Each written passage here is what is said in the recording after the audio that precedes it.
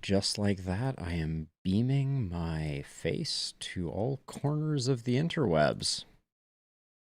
Modern technology is such a mind-boggling and incredible thing. All right. I see my face in that place where it needs to be. I see my face in this place where it needs to be. Which means that without further ado, we can slide this slider. Find out that the RimWorld music is not playing. Oh, there it goes.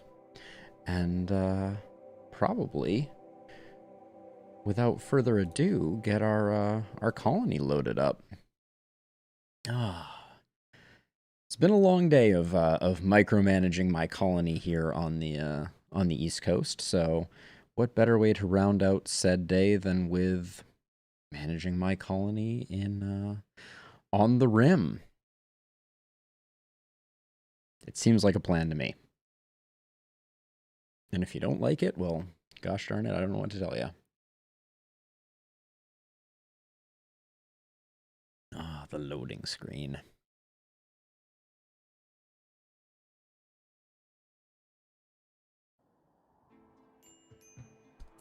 All right. Home sweet home. I'm going to take stock of what's going on here. I think we just finished up a quest, and we might have literally just landed from a far skip. Looks like there was a social fight. Oh no, this was the result of the far skip. We picked up 12 Luciferium in our landing. Tase. Oh yeah, Tase. Now I remember. You're part of the easiest quest the world has ever seen. It's all coming back to me now.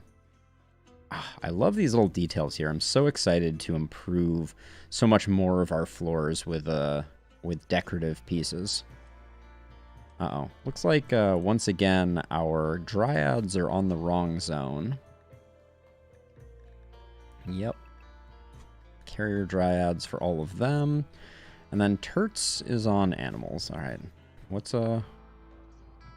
What is animals is the zone right now? This is, All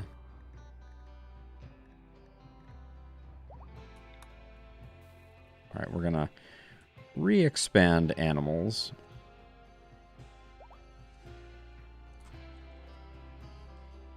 To include a avenue for Turts to safely navigate back to here.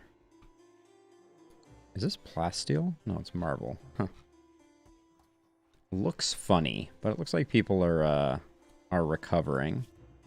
No permanent damage from the sniper shot that Edie took. We could definitely give Amboss another arm.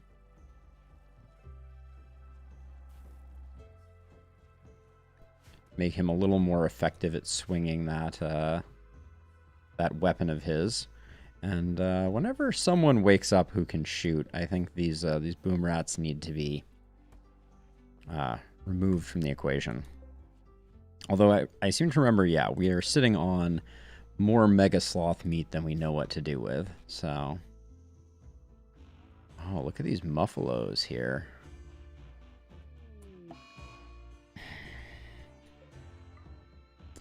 You just can't.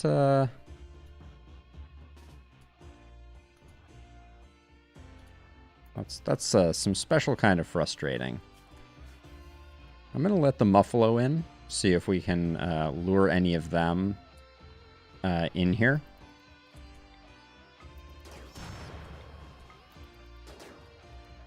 Did Valentin just miss? Is such a thing even possible?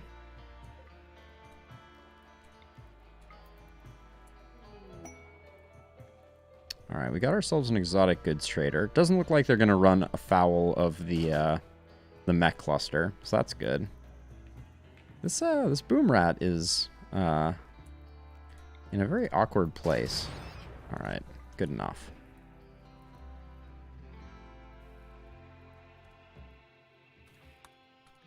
And then Bebor, is there a reason that you're not... I'm not sure why our people have suddenly stopped automatically utilizing these. It's ready for cycle selection. All right. Maybe we just had to click that button. Not sure. Not completely sure. I'm going to chalk that up to potentially a slight bug, because we had that all functioning quite perfectly before. So it's very odd that all of a sudden we found ourselves struggling with that.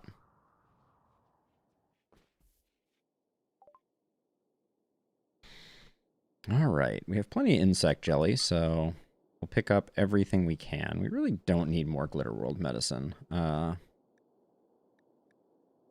Neural heat dump is bad. Skip shield is eh. Medical trainer will definitely grab. I've never used a half cycler. It's kind of interesting. I think it reduces consciousness though, doesn't it? Yeah, minus 15% consciousness. We don't like that. We'll sell the Thrumbo horns just to clear them out. We'll pick up all their gold. And... yikes. Alright. Stone skin gland. I always forget which is the one that we want. We should probably get rid of the ones that we don't want also. But for now, let's just clear them out with some insect jelly. Like, that was a pretty solid estimate.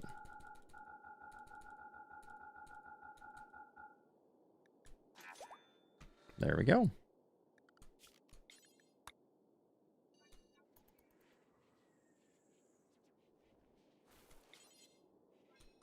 I just heard shooting. Not, maybe I was hallucinating. But Tony was the one that I wanted this medical trainer to go on. Because Tony is going to be a doctor, but their medical skill is not exactly where we want it to be.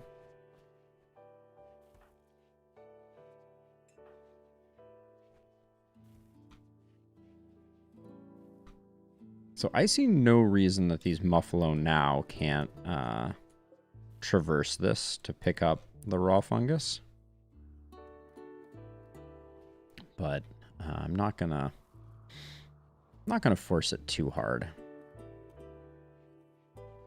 We have a staggering amount of flu treatment to do.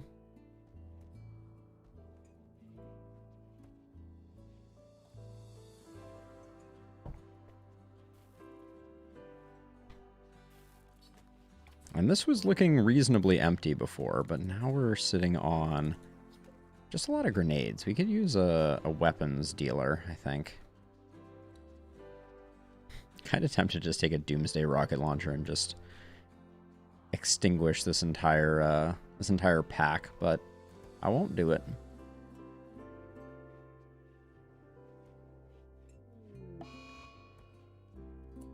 Okay, we need to quite urgently get this cut.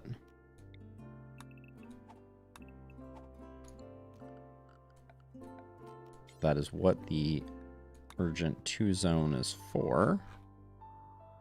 Do we have any other? I don't think anything else is. So let's just have you go to urgent 2 and Morrison. Where's Morrison?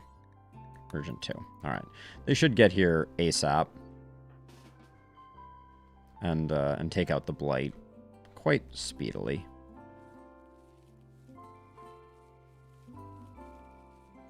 Beautiful. All right.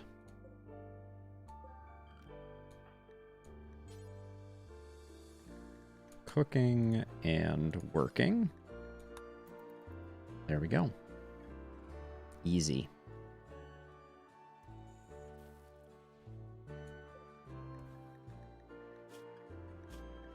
I kind of wish you got a needs chart for these animals so that you could get a feel for how hungry they actually are.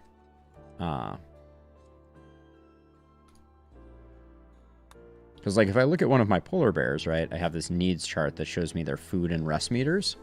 But for non-domesticated animals, you don't have that same amount of information. So, a little harder to figure it out.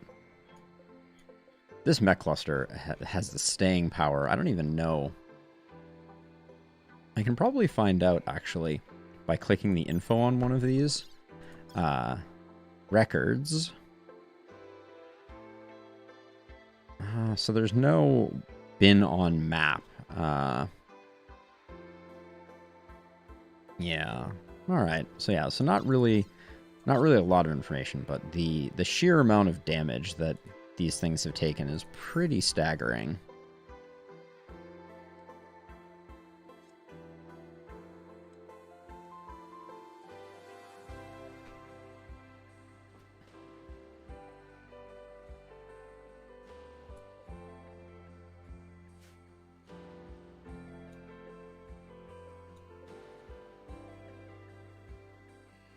There's a lot of animals on the map now, which is a nice change up from where we've been historically. When we had the smoke machine running, we were just kind of like lost in a drift.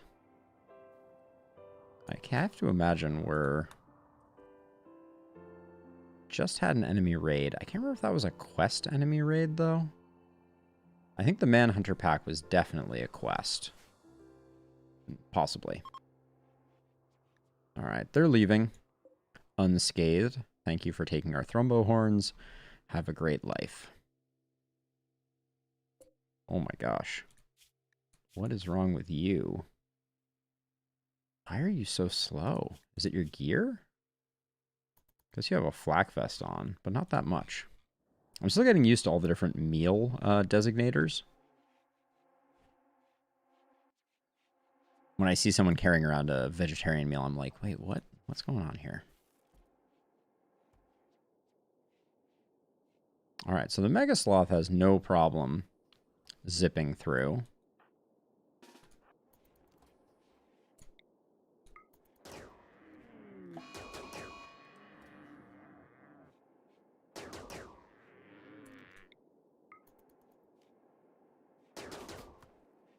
Hey, Valentin, what is that shooting? You're better than that. I know you are. All right. Okay, so the donkey's coming in. It's a bit heartless of me, I will admit. But that's why we put out this this pile of fungus. It is to attract things within our walls so that we can be a little lazy.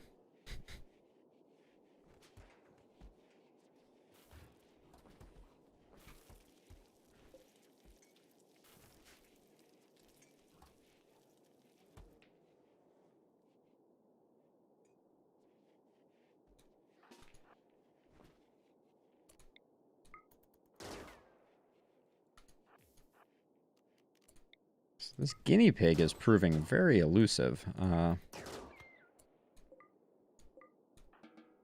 we go.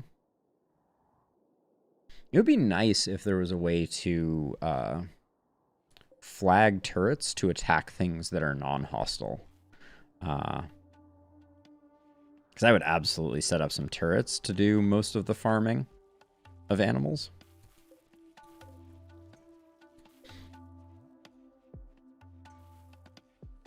We should probably replace this with, and grow less hay, but you never know when a fire is going to break out, and we'll need to replace, things. Yeah, for whatever reason, it seems like the Muffalo can't path through, through doors, which is curious. I'm going to go ahead and close the doors, since pack animals can't seem to traverse it. Is there anything that would indicate that in their description? I don't see anything. There's probably a list on the RimWorld wiki of animals that will travel through open doors and animals that won't.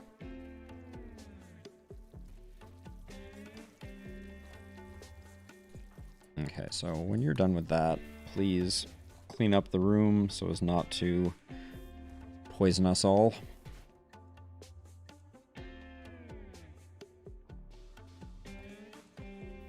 Now, where have we gotten Bangs? Oh, Bangs is also Wow, we have 3 people doing age reversal right now. That's probably less than we want. Or more than we want. We probably don't want to be getting into a situation where we have that much overlap. I tried to keep it a little more reasonable, but it would be nice to have a global number of people that can be in age reversal and have the game kind of automatically select people. Now, once Tony comes out of this, I need to find that medical trainer. There it is. Okay. Okay. Welcome back, Tony. Grab that. Use that. Yeah.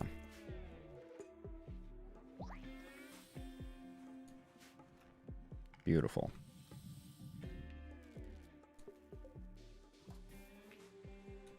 I'm unsure why sometimes we get rid of cataphract armor before it has been fully utilized.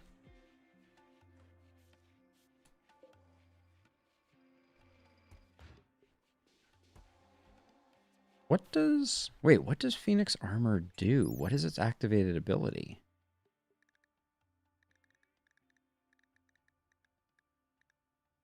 Reload cost per incendiary. Oh, it has an incendiary launcher. Okay.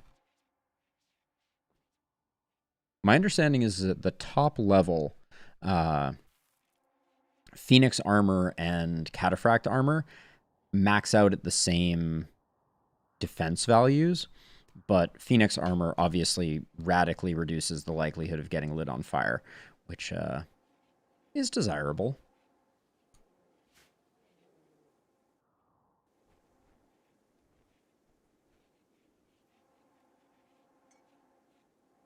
I need to get rid of these. I guess we can probably just make one of the bills here. This is bio-coded weapons. This is bio-coded and non-bio-coded. Let's include plasma swords. There we go. Someone should take care of that now. Because non-persona plasma swords I have no interest in. They just light things on fire, which ultimately just causes more trouble for us than anything else.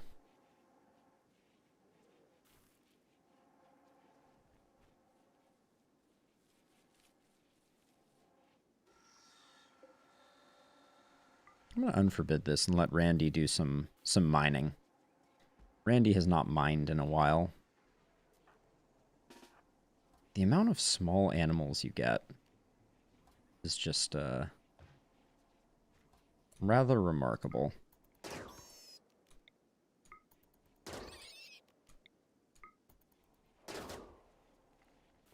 All right, that that squirrel will live to pester another day.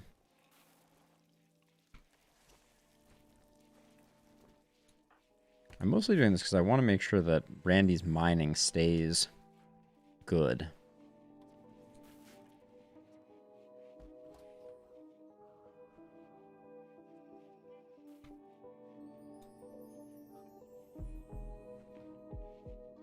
Satisfies title of Empress.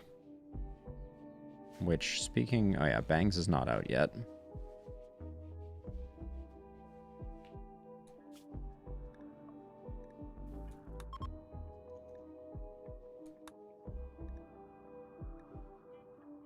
Oh.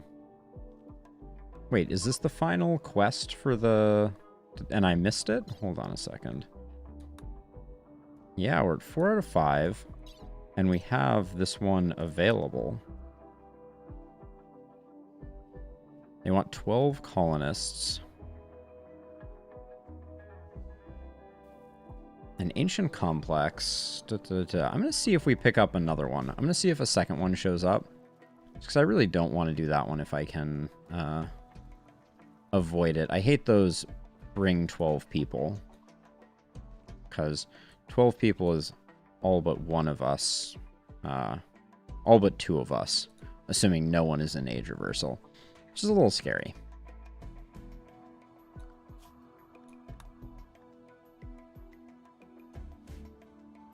I much prefer go to a village and slaughter everybody type of things.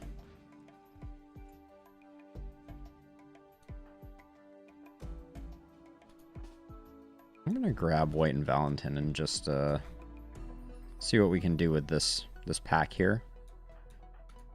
Hopefully we can kind of do quick work. Actually, let's get the ones that are furthest from the wall first.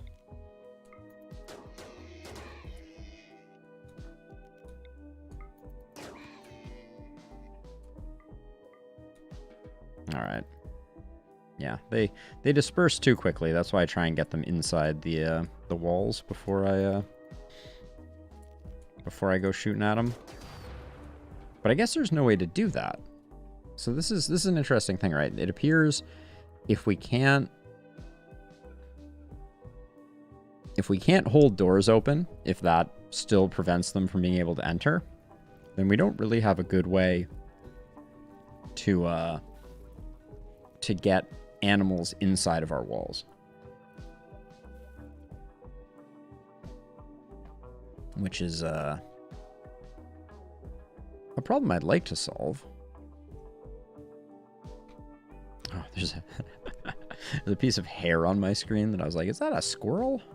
That's when you know you've gone too deep into the RimWorld.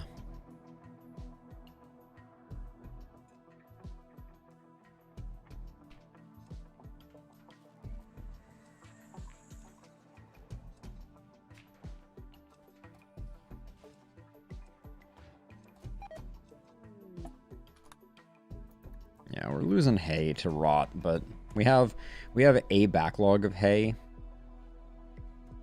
reserved, so it seems okay.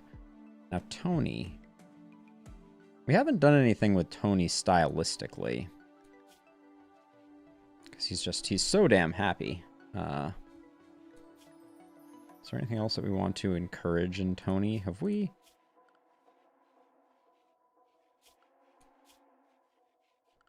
For Tony's work orders, did I include animal handling? For some reason, I feel like I didn't. No, I did. Okay.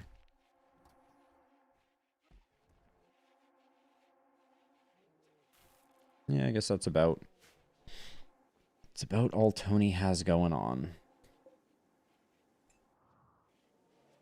Tony was mostly just another melee body. All right, Bebor is out.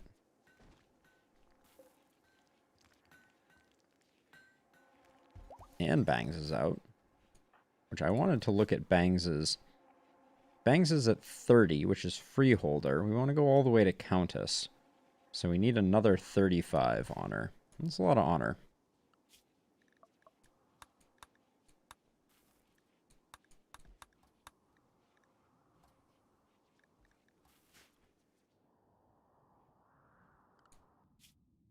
Take a look at the world.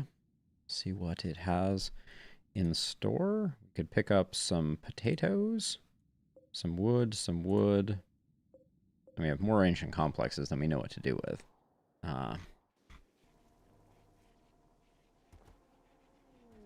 Ooh, a concert. Lovely.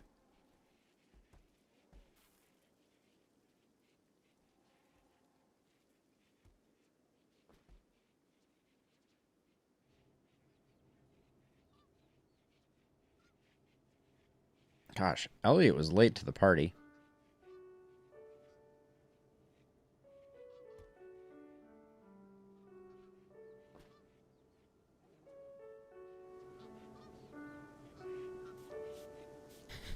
Oh, I guess everyone's done.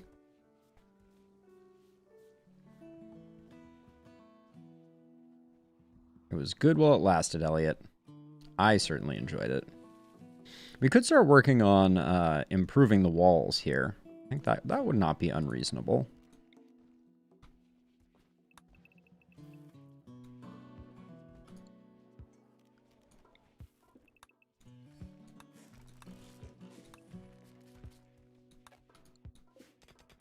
So Randy will get right on this.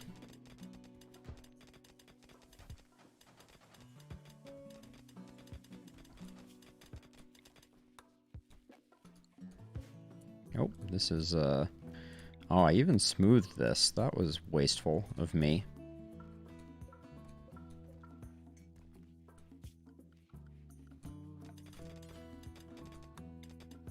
And then this is quite the extravagance here, but we're gonna go Full plasteel walls.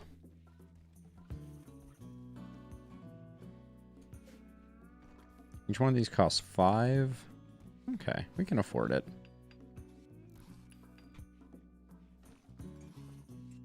Hey, Curious.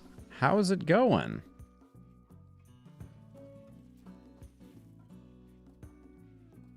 I'm doing a little upgrade here. I thought it would be visually appealing to have a nice little border here. So I'm just going ahead and tearing down the old wall and replacing it with nice durable plasteel walling instead.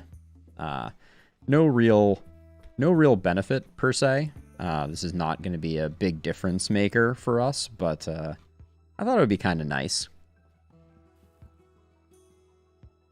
Trying to make the fungal fields a little more resilient and attractive. Why not? Relatively cheap. We're not going to break the bank. It's 5 plasteel per wall segment, so and the walls have a ton of hit points. But yeah, how have things been going since your rebrand started? How are your days as a tiefling working out for you?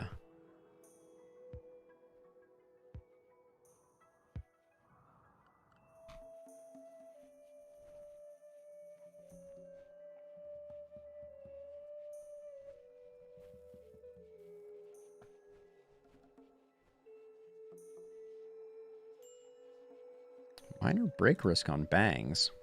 Bangs, why? But why? Drowsy, hungry. Okay. Bangs has just decided that...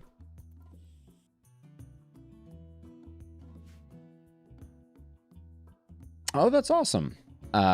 So on the topic of face tracking, my understanding is that most people use an iPhone to do the face tracking. Do you have any specific hardware that you're using, or is it just like an iPhone and the software that goes along with it? Not that isn't plenty, to be clear. But I don't know much about the world of VTubing, except the little bits and pieces that I've picked up from watching people here and there. Let's see. Make you hunt. Oh, that's unfortunate.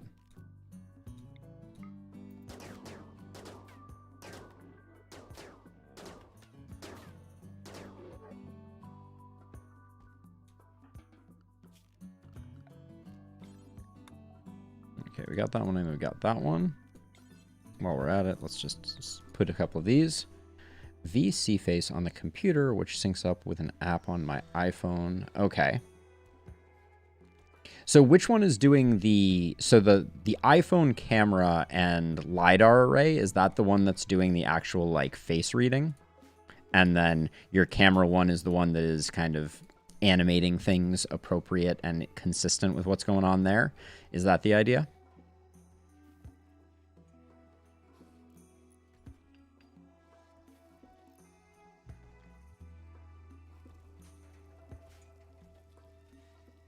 Oh, I see baby polar bears running around. Let's, okay, looks like we are training them. Good.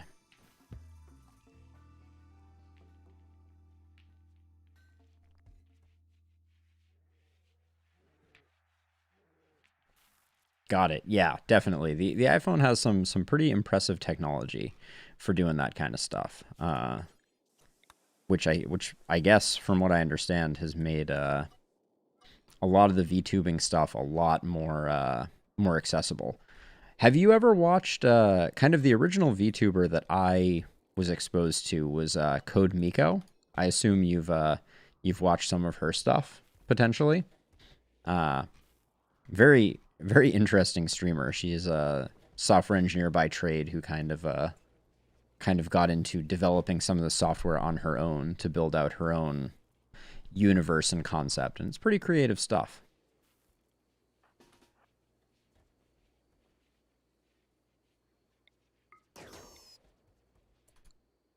God, the squirrels just run away too quickly.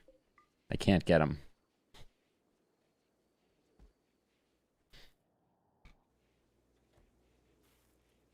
Yeah, I mean, her in particular, she's always writing her own software to do some of this stuff, and it boggles the mind. But yeah, the VTuber stuff is very cool.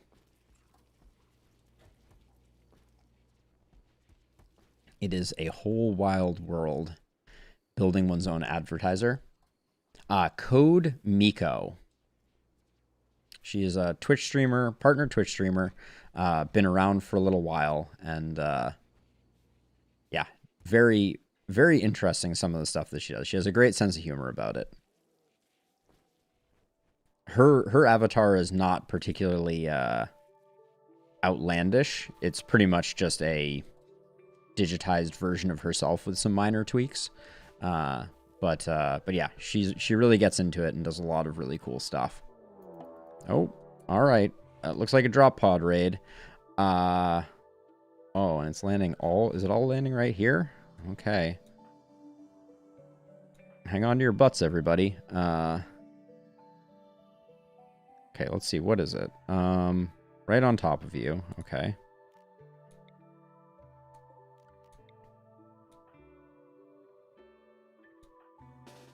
I guess let's get to here quickly.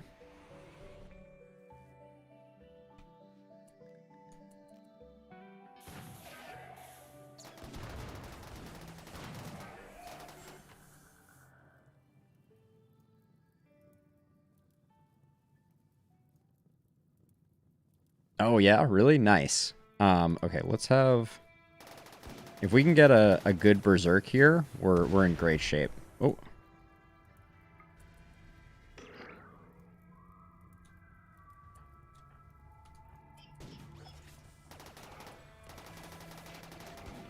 That'll buy us some time. They already blew a hole in the wall over here? Holy cow. Is there a termite in there? Let's see. What's our play here? I think we... To minimize damage, I think we might have Randy come out here, drop a shield. Oh, that wasn't Randy. Shoot.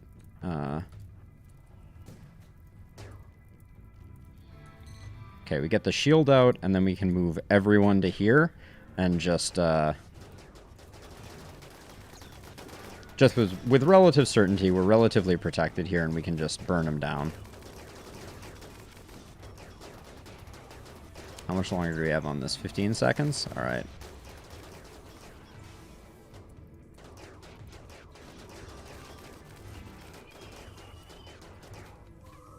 Okay, that all looked pretty good. I'm going to move Amboss, Tony, and Bebor forward. And, oh, we need to move Green forward just a little bit to get the skip off.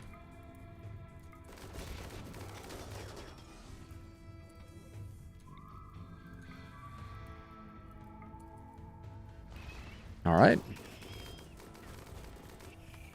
All right, and then we just have one more to grab.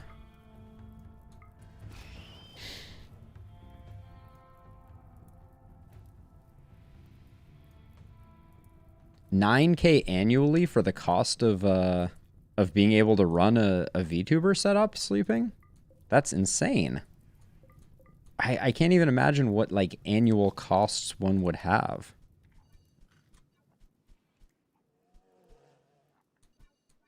I mean, is that including, like, labor? Like, because I know she does, you know, a lot of, like, billable work, but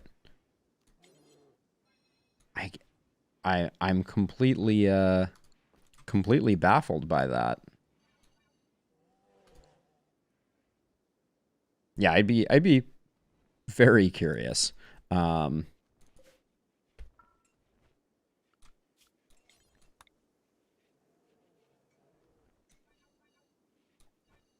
that just seems unbelievable. Unless it's all like software licenses and she's using like a lot of like really high-end modeling software like Maya and things like that, I could kind of see it.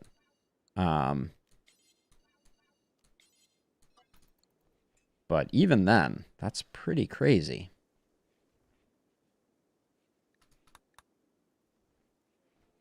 Oh, our horses are loose. That's the issue. I was like, why are there... why are there horses wandering everywhere? And it's because half of our horse pen got blown up by the mechs, and we won't rope the horses until we rebuild the wall. So I'm gonna get on this. Hey Flynn, I really appreciate you delivering the materials, but if you could finish it up. There we go. Now people will rope the horses.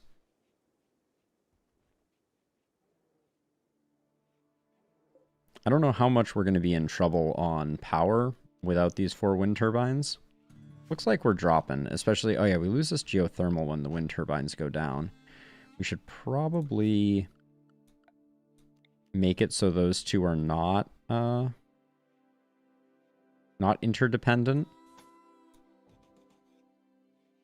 I'll do something like that just so that even if the turbines get blown up, we're good to go. Okay, awesome. I'll definitely check that out, Curious. Thank you for sending that to me. And it's mostly software. I guess that makes sense. That just seems a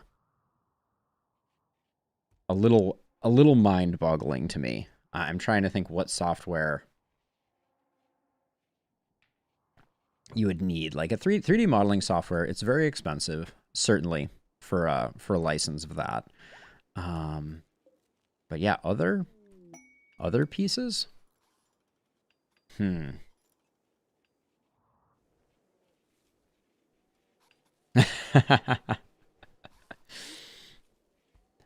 Like, there's the motion capture software that I know of. Here, actually, let me swap over. Yeah, the motion capture software that I know of is called Rococo, and I do believe it is relatively expensive. But I can't even imagine. I can't wait to see the video and realize how many more facets there are to this that I didn't even realize. But yeah, I haven't watched any of CodeMiko's stuff in a while, but I was very impressed at the time by everything that she had going on. Let's see, I'm going to try cleaning this up a little bit.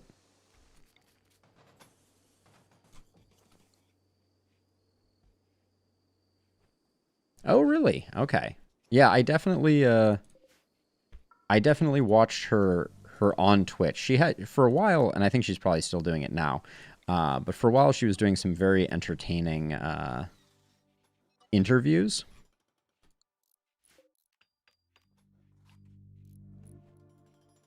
Like she has a very kind of disarming way of doing interviews, and she does interviews completely as her VTuber persona and refers to herself as the operator, basically, and kind of does a really good job separating her VTuber persona from her real life persona, which I always thought was pretty interesting. And let us continue the quest to clean up our walls, clean up our act.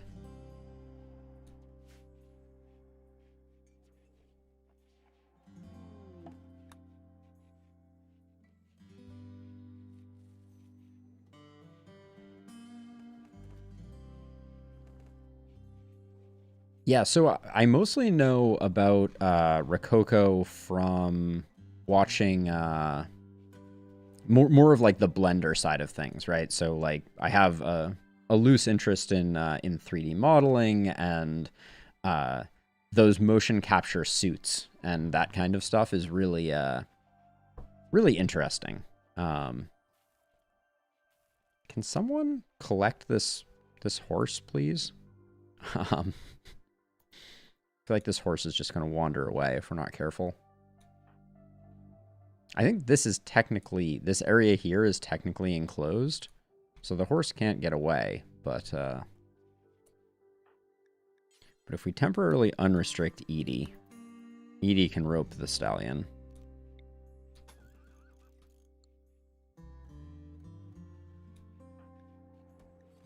And we just need to put her back on work after that.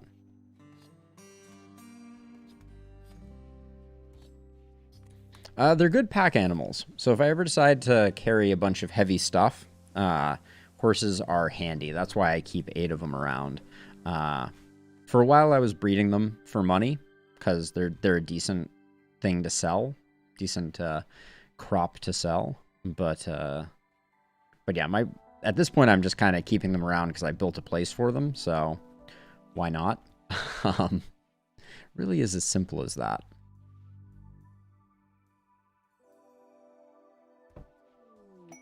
Ooh, a tremendous construction. In orbit. Oh. This is actually pretty tempting.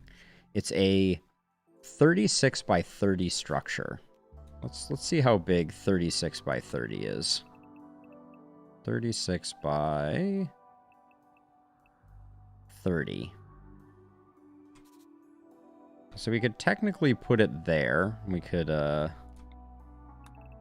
shrink it down 1 over here.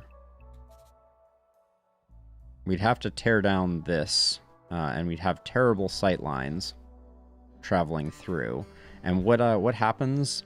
And if it gets broken within the 36 days, we'll have 73 hives.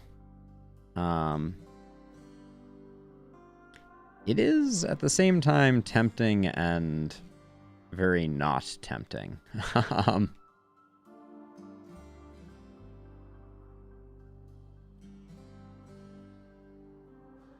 Yeah, I don't think we have a great place to put it.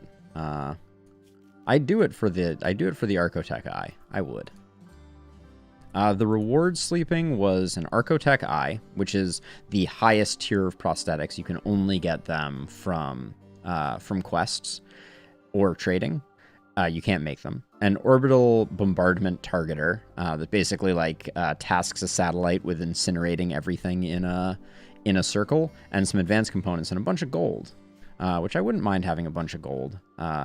Gold is handy for a bunch of reasons. Like we can buy favor with the Empire with it and a handful of other things. So all of those are good reasons to potentially want it. This still looks unsightly with this here.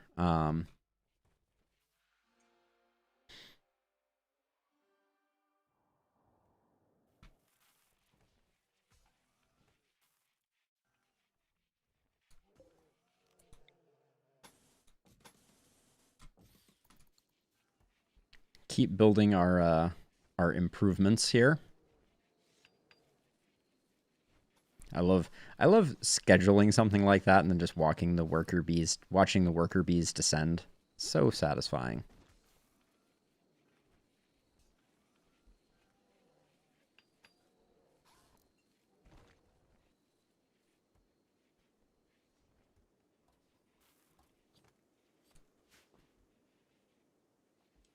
Yeah, I'm trying to think. The other thing that I don't know the answer to that could be very interesting is if we could make a giant empty space down here, like a really genuinely huge emptied out region, something like this, and build structures in here, kind of have them be protected.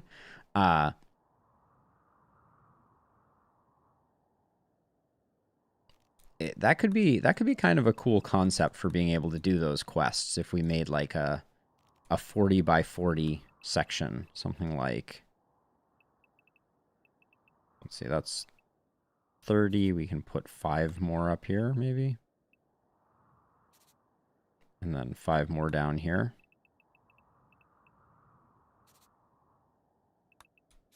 I'm going to leave this plan here for a second, see if it grows on me. But that could be kind of an interesting and rather Herculean task to build that, and then we'd have to figure out a way to get supports so that it wasn't constantly collapsing. But then we could take quests. Yeah, putting it inside the mountain would make it protected from basically everything. The only thing that it would be at risk for is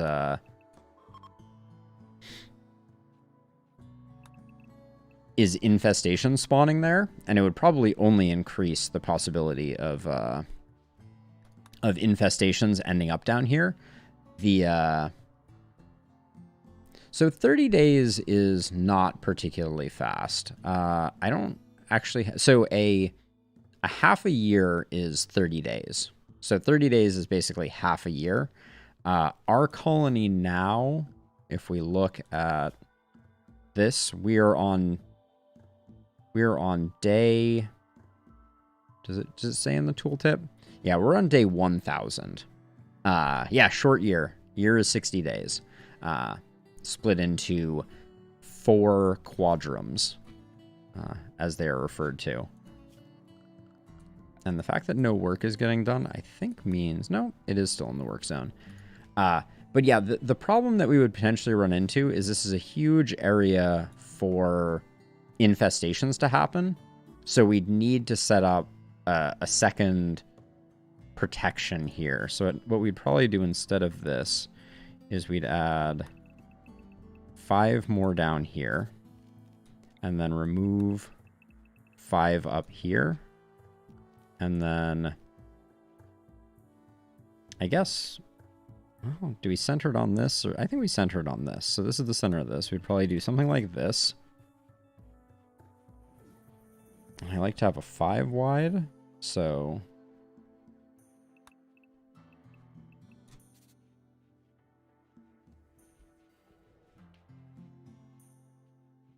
we'd probably do something like this.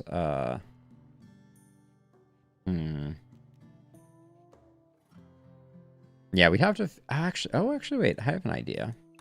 Instead of doing it that way, what if we had the access point be over here and the access point be over here, and then we could do something like this.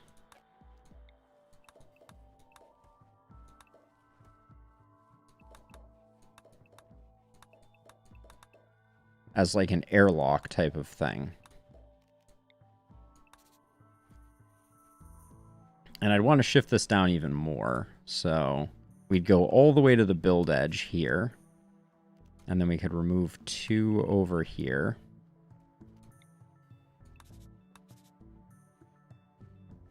And I think over on this side, we would widen it out like this.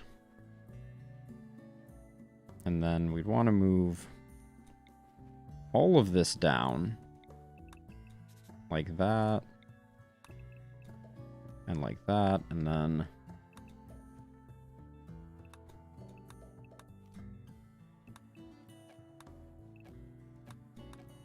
whoops. Wrong tools for the right job here.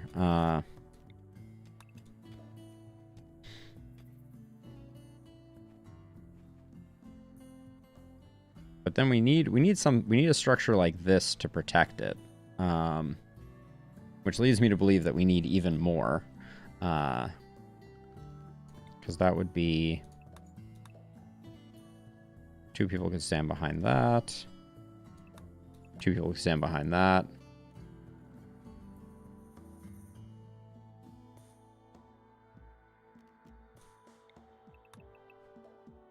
Yeah, we'd have to get this set up correctly. Yeah,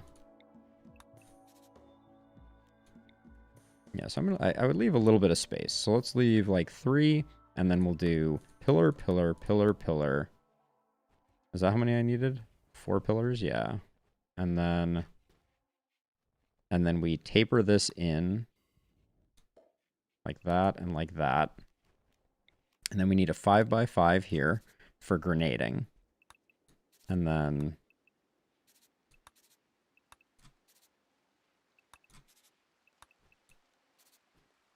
so maybe we'd do something like this.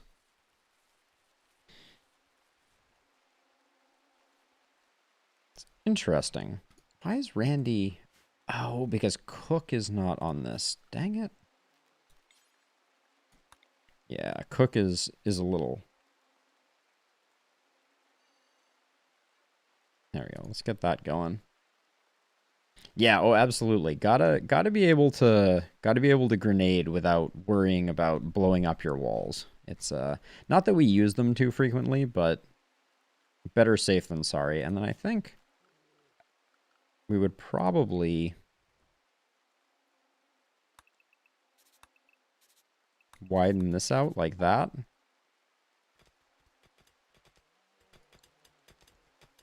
The problem that we're gonna run into, just thinking out loud here, if we do this, is if we get an infestation that spans across the fungal fields and this large open area, that would be very unfortunate for us.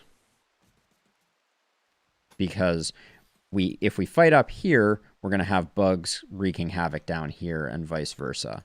So I'm not sure how we balance the two, but we have 2 wide here and 2 wide here. I don't know. I think it could work.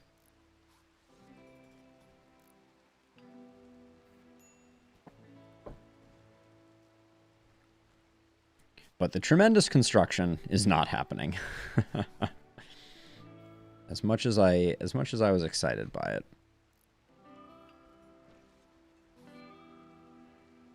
I think I'm going to do these walls too.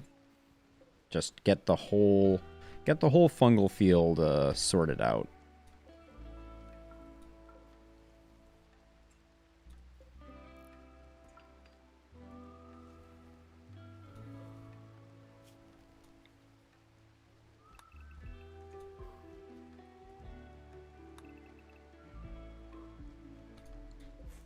The plasteel will give us a bit of peace of mind. It'll take a little longer for bugs to break out. Not that we've ever had a problem with that.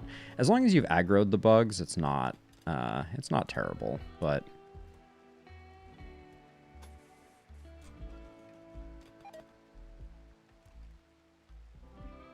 there's also something very satisfying with how incredibly fast Randy is able to tear down these walls.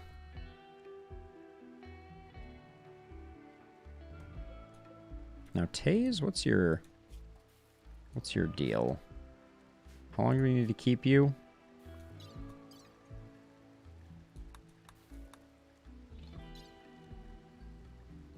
Actually, I think we can do it by... Oh, shuttle comes in 6 days. All right. So we got a bit.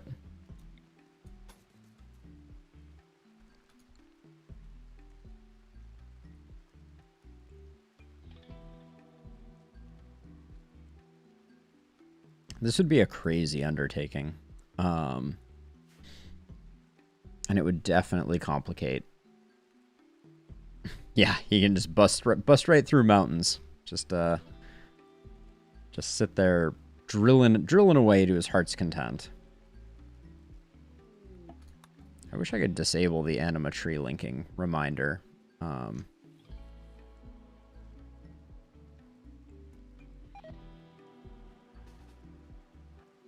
gonna have white come do some quick culling here.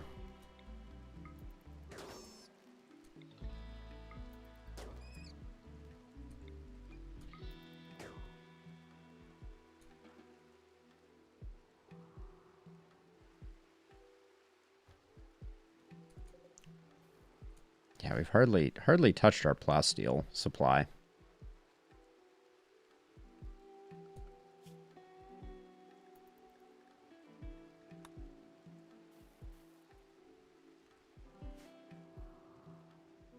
I'm really just patiently waiting for these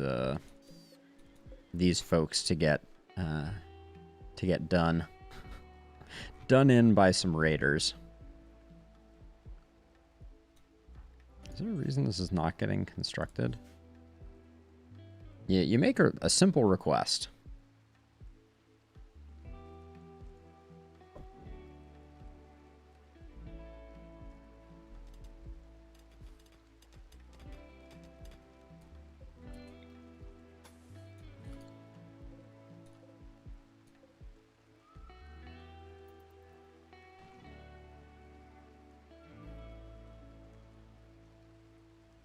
But look at how shiny it looks now.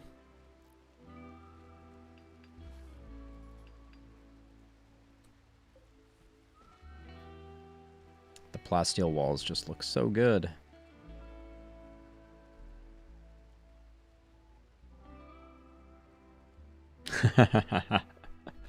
At some point I need to try going medieval.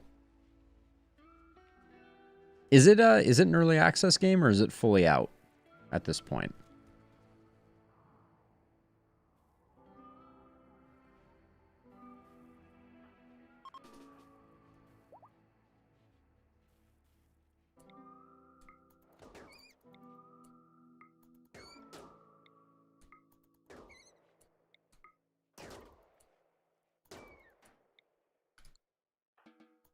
All right, white did a beautiful job there. And I guess I should at least unforbid the corpses.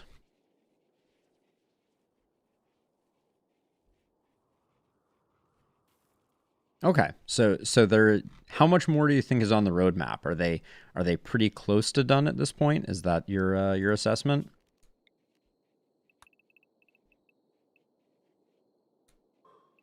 Now that right there is a serious bit of work taking all that out. But if anyone can do it, Randy can.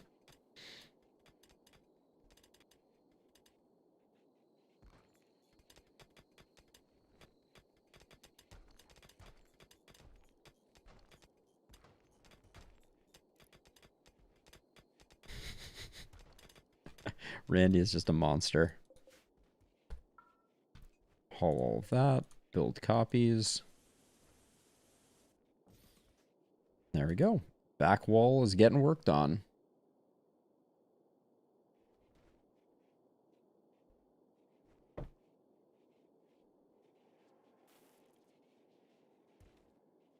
Going Medieval is also the game that you mentioned previously, Sleeping, that has Z-level construction in it, right?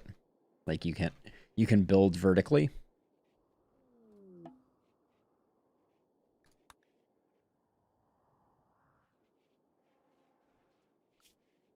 Geez, so I guess maybe we have to start thinking seriously about this quest here. All right, I guess we accept it.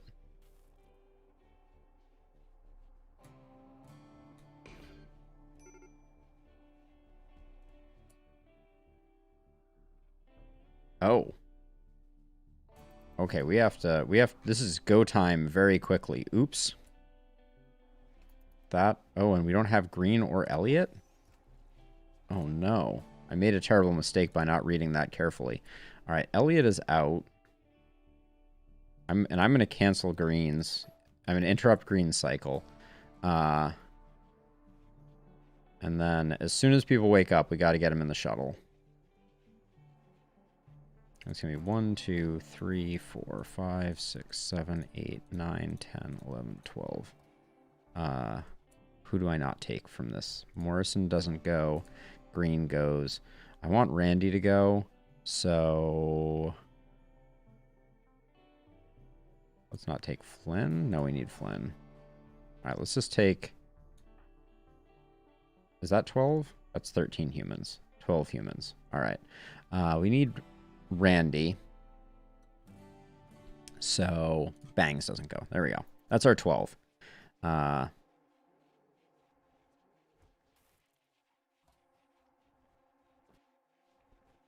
People need to wake up soon. All right, looks like everyone's awake. Everybody into the shuttle. All right, we may have timed this poorly. Who's still... Required 12 colonists. 1, 2, 3, 4, 5, 6, 7, 8, 9, 10, 11. Did I only put 11 in? Nope, Randy didn't get in the dang shuttle.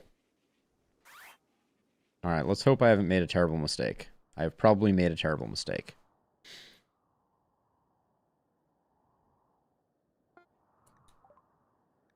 Oh, and it's a ship passing by? Dang it. I should have done that before we did this. I guess we'll sell here while we're waiting. We'll take all the Nutrimine components, advanced components. We'll sell some Psychite tea and some smoke leaf joints, but not for a second. Let's just pick up their wake up too while we're at it, just so we have it. I'll take 2 solar pinholes just because we haven't had them before. Take all their gold.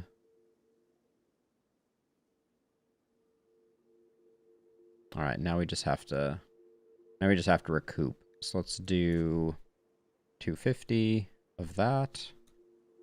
250 of that. We're down to 8,000.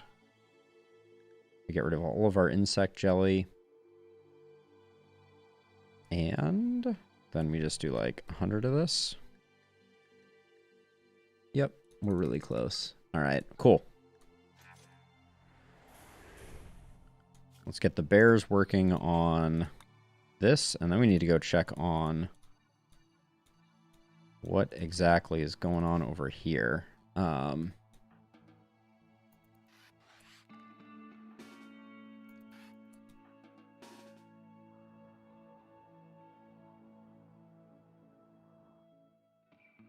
my. Does this break through? Is there any bugs in this? All right, let's just make our way down this way.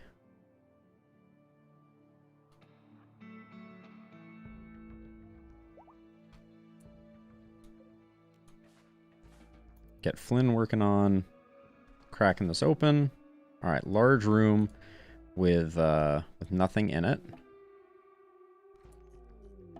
Okay, again, not a room we care too much about, but we can move into it. Flynn, get in here.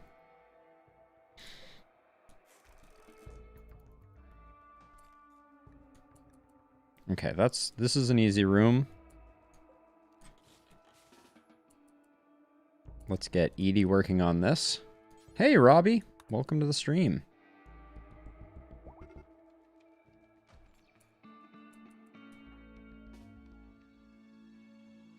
Okay, we're trying to move through this pretty quickly, so...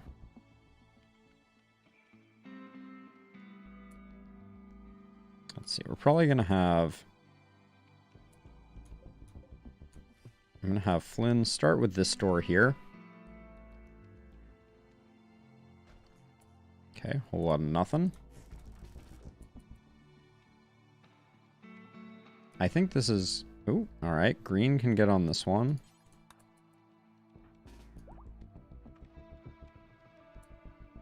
I could have Ombos do the collecting of all the stuff in the hermetic crates. For some reason, I've decided that he's the person to do that. Okay, that's another room that is safe for people to go into.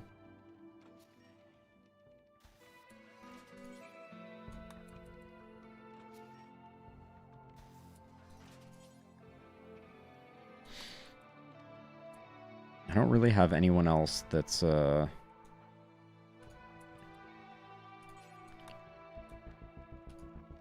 capable of hacking. So I'm just going to wait for Edie to finish this one up.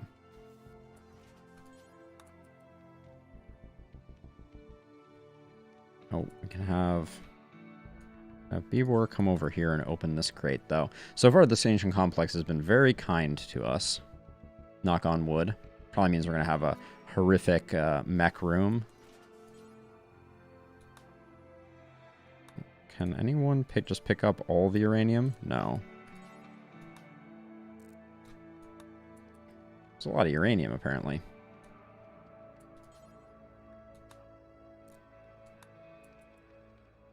Yeah, this one is surprisingly chill so far, sleeping, but that doesn't mean that the last terminal isn't in here, and it isn't like an absolute murder-nasium. That's my prediction. Actually, let's get everyone over here, and let's it is all randomly generated though, so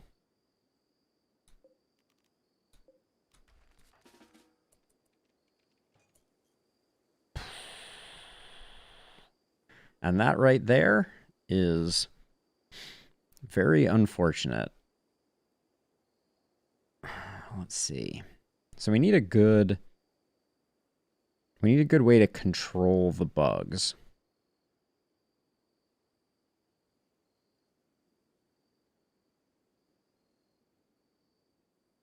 It's going to be very hard for the bugs to go around, so what I'm going to do is I'm going to have Flynn come up here.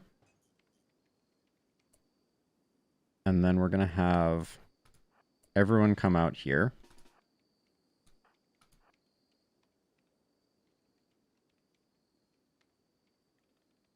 And we're going to wait for Edie to finish this hack, because we don't want anyone out of position, but we can kind of get people a little ready. So we can put Tony here. We'll put Amboss here. Bibor here. And we'll just line everybody up like this. And then we're just going to unleash hell and hope that there aren't too many ways for the bugs to get a runaround. Like, they're going to have to come all the way out here, all the way around like this. And then we're just going to have to figure out what we do from there.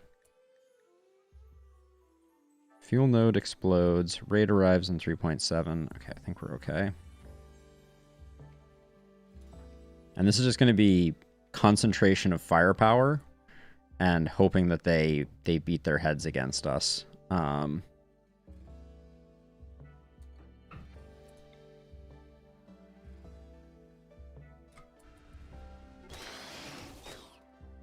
right, and then I'm going to move... Actually, I'm going to move Randy here.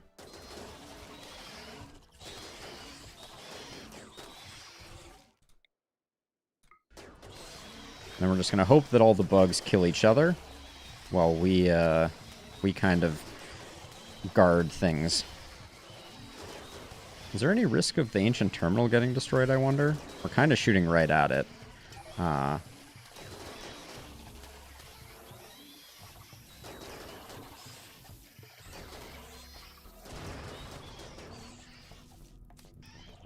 So we're starting to get some leakage out here. If that loops around, we could have a problem, but for now we can just have Bibor come over here and intercept, and it should be fine.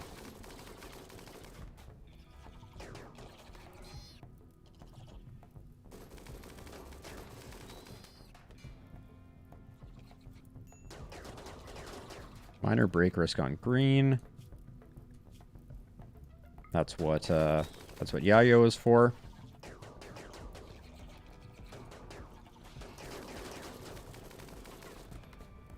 The change to the bug AI made bugs a lot less scary because they just kind of run away. Once upon a time, bugs just kind of swarmed you without any fear. Okay, at this point, we have... What's the temperature in this room? Why is this Why is this outside? This shouldn't be outside. I think I'm gonna risk going in pretty soon.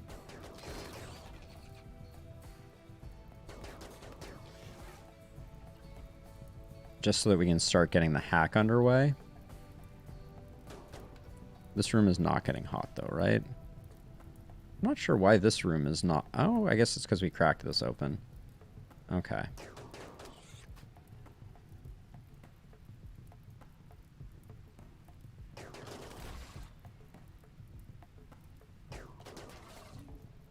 All right, let's get brave. We're just gonna put one of our melees on each of the doors.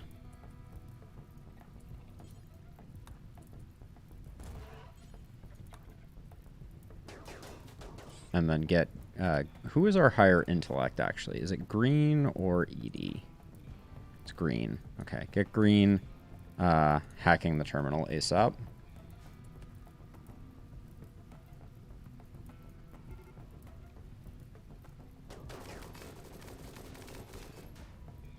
I don't know what white is shooting at right now, but Makes me nervous. Is this our last terminal, or do we have one more after this?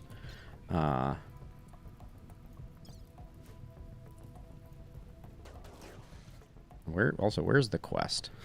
I always have a hard time finding these quests. Oh, Kenta's a minor break risk. Let's get Kenta taking some drugs. And... yeah, 3 out of 4 terminals. So this is the last terminal. And then we can beam ourselves out of here post-haste.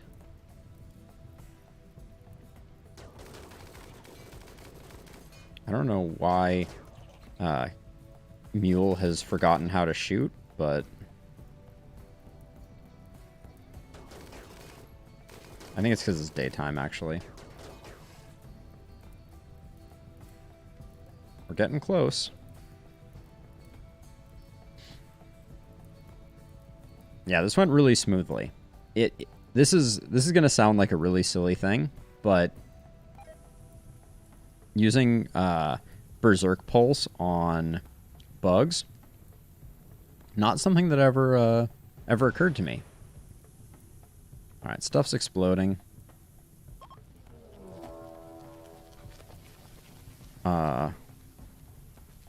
Now we're getting hit with an infestation. So I think what we do is we go like this. And make sure that, yep, everybody's good to go. And we just far skip home.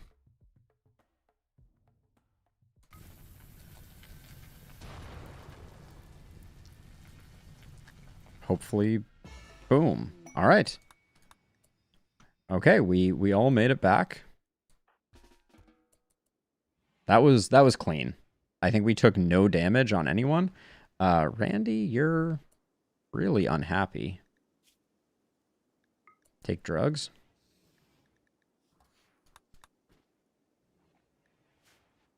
And then where, oh where is the artifact? Ah, here's the last artifact. All right, we need to move kind of quickly on that, is my recollection. So let's give everyone a little bit of time just to recoup, eat food, etc., and then we'll head out to go there. Last time there were a few mechs guarding it, but we'll see.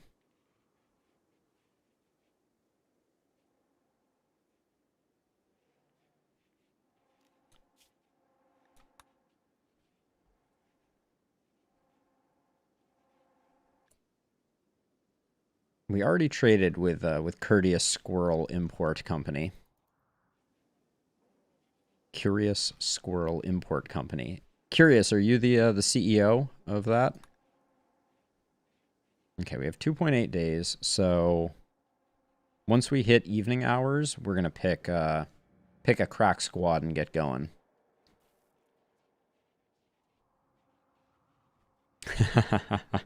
Founder and CEO of Curious Squirrel Imports.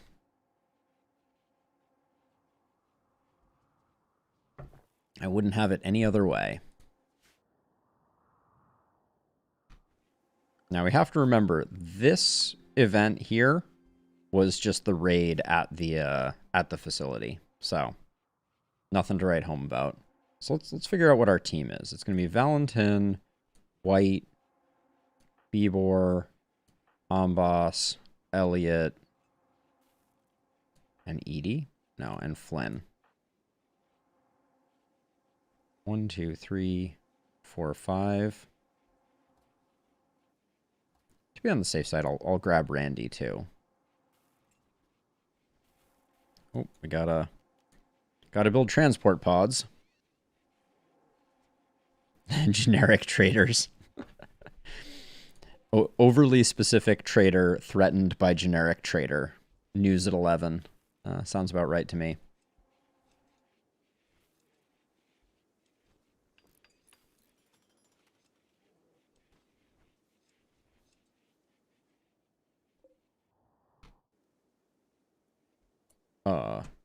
Hello?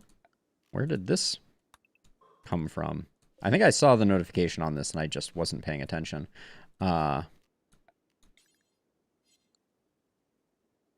Hey, Dawn. So I rotate through my games. I'm playing a bunch of different games. So tonight's a little RimWorld stream, and then my next stream will be the last spell again. Yeah, I always go last spell, Darkest Dungeon 2, RimWorld, kind of rinse and repeat. I may add a fourth into the mix at some point in the future, but those are my primaries. Yeah, so eventually I'll come up with a schedule. I apologize that right now I don't have a more fixed schedule. The context, I don't know if you're around for it, is this is not my normal background.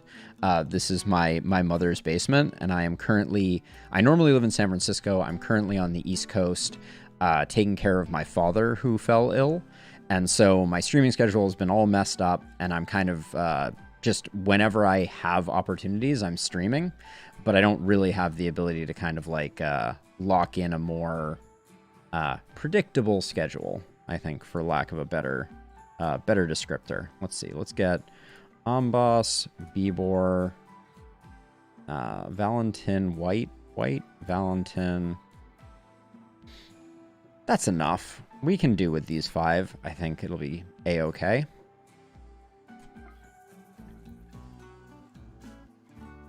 But yeah, if you've never played RimWorld, Dawn, clearly very different than the last spell, but still a great game. Okay, so I'll give you a bit of an introduction here. We're about to go collect a relic, but I can walk you through it. It is a colony simulator. And it is incredibly detailed. We're playing a rather long run at the moment. Ooh, okay, we got a few mechs here. Gonna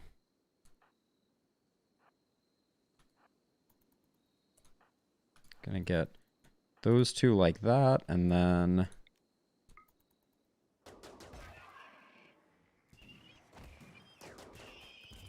all right. I didn't see these 2 up here. So let's get Bibor going over there. Get some defenses going.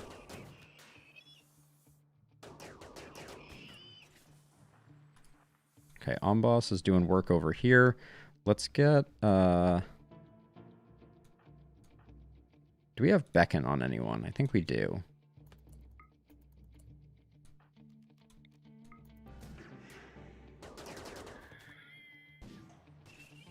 Okay, not bad.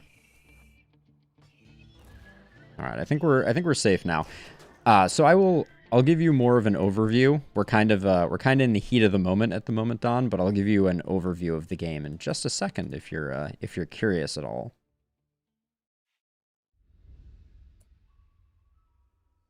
Okay, so what we're gonna do is we're going to claim and hold open this door. I'm gonna have Amboss extract it.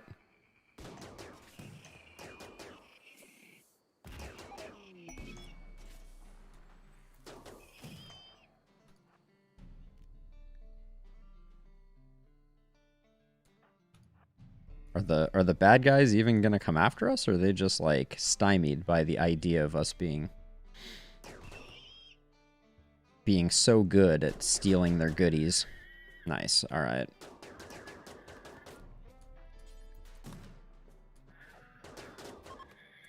All right.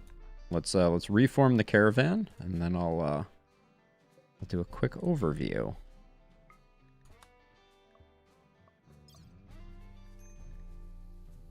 Colonist needs treatment is fine. We won't bother with any of that. Do this. Quick far skip.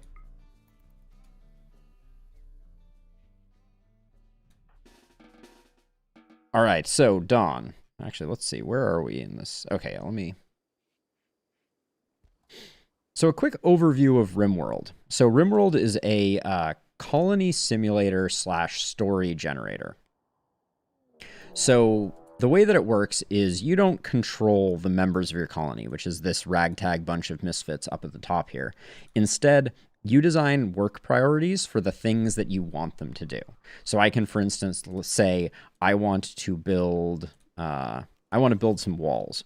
So I can map out, a wall structure that I want to build, whatever it happens to look like. And then rather than telling who's going to go where to build it, the work priorities determine, every one of these characters is simulated and they say, oh, I'm going to go do this or I'm going to go do that. Now, over time, you develop a colony and you have to handle a bunch of things. You have to handle food sources, like here I'm using hydroponics. Here I have some fields with grow lights. You have to cut the bricks that you want to build the walls out of. You have to build furniture. You have to build everyone bedrooms. You can create art. It's a very detailed and nuanced game. There's a lot of complexity to it, and it is very rewarding. It's one of those games that once you start playing it, you can very easily get hooked because there's so much to it. And one of the things that happens is as time goes on, you have events. And these events are things that happen in your world that potentially throw a wrinkle in the works. So for instance, I just had a notification that several separate groups of pirates from another faction called the Cub Wolves are arriving via transport pods, and then they're going to use sappers to tunnel through my defenses. So I have certain static defenses like these walls that I've built. I have turrets in places that are protecting me, but unfortunately they're going to go around all of that in hopes of killing my people. So we're going to have to react kind of quickly here and try and come up with a strategy to protect ourselves from them. It looks like the transport pods are landing here, though, and if that happens, then it's likely that they will find themselves at odds with this mech group that we have here. But we may have to mobilize our troops as well, because it looks like at least Lucille here is going to be attacking. Now, there's a bunch of other things I didn't talk about, Don. Just really quickly, every character has a log of all the things that happened to them, right? Who they shot, who they were shot by, who they talked to. They have a bunch of gear that they're wearing, including inventory items that they carry. They have relationships that are modeled between other members of the colony and other people, other factions. They have skills. So are they good at shooting? Are they good at animal handling, intellectual pursuits? They have traits, like they might be a body modder, they might be tough, kind.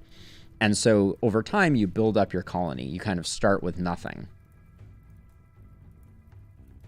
Yeah, curious. I got very lucky with these spawns.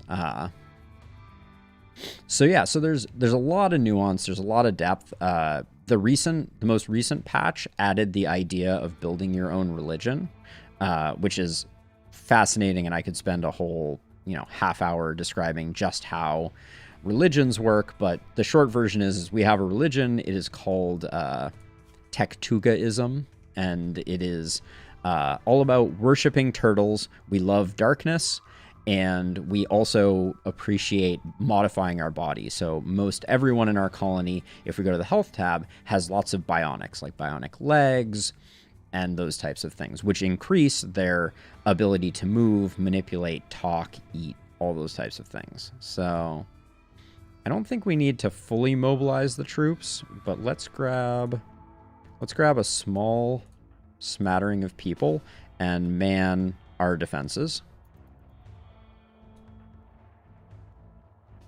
Because it seems like some are going to make it by, and we're going to need to deal with them. Oh, and it looks like not only are they going to make it by, they're going to ruin my fun.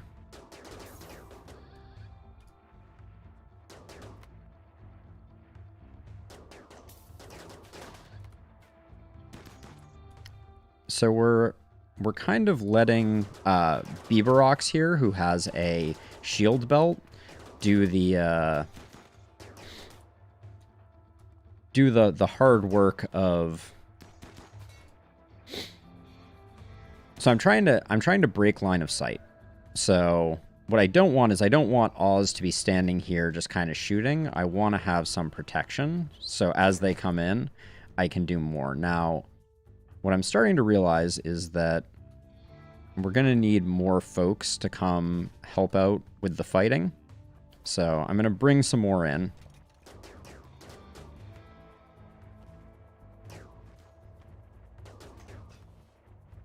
Because they're kind of trickling in, so it's not that bad. Ooh, but that's a little unfortunate. That they just deployed a shield that means that we're gonna have a slightly hard time getting shots off on them.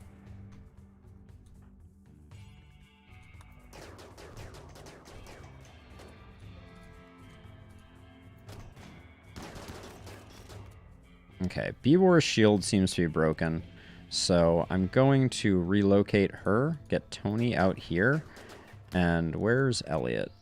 Elliot is gonna send Beebor to safety.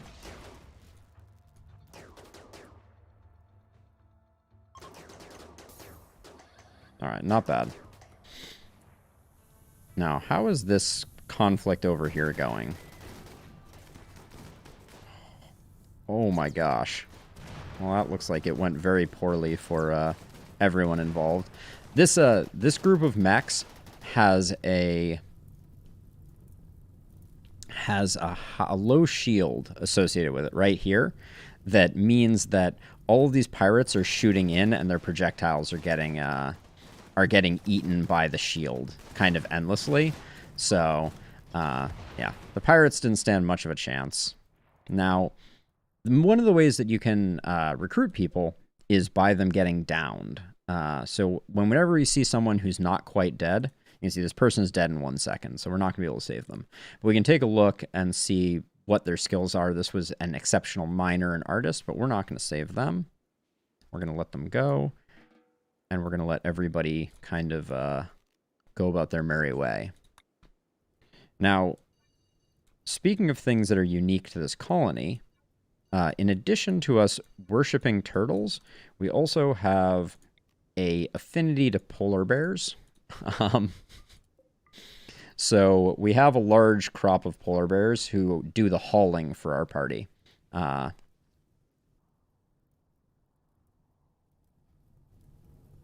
these mechs they won't quit. They're not going anywhere. All relics belonging to Techtuga have been collected. The following people will be delighted. Literally everybody. Let's install the final relic. I think that's a good plan. Let's leave it to Edie to do that. Let's assemble everyone. I want everyone here for this great triumph.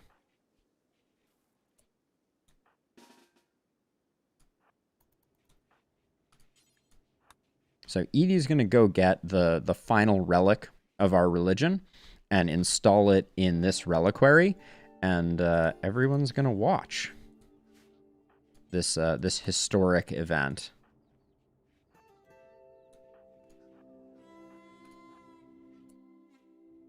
Here we go. All right, and there we have it. All 3 relics have been collected, which gives us, I believe, a... Wow. So for 15 days, we get a 15-point mood boost, which is insane.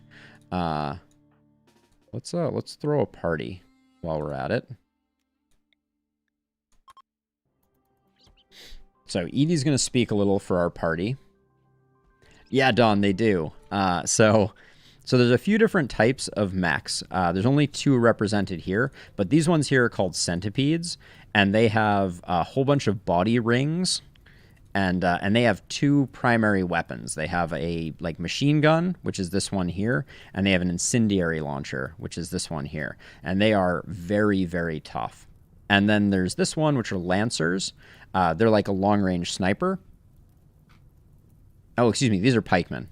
Also long-range sniper. There's also lancers, and then there are scythers. Scythers are the melee mech unit. And between the 3 of them, they are extremely painful between the 4 of them. They're extremely painful. So we're having a little party here. We hadn't talked much about it, but there is a mood system where you need to keep your people happy. And if you don't keep your people happy, nice and unforgettable dank fair. If you don't keep your people happy, they will have psychotic breaks. And if they have psychotic breaks, you will lose control of them. And in losing control of them, they will do awful things. So you need to keep your people happy, which is its own challenge. But we just finished what is a very long-running aspect of the game, which is there are 3 ancient relics of our the ideology that we created. There was the Stack Trace, the Vanta Bit Chalice, and the Hex Crux. And by collecting all 3 of them, we have kind of fulfilled one of the destinies of our colony. Feels good.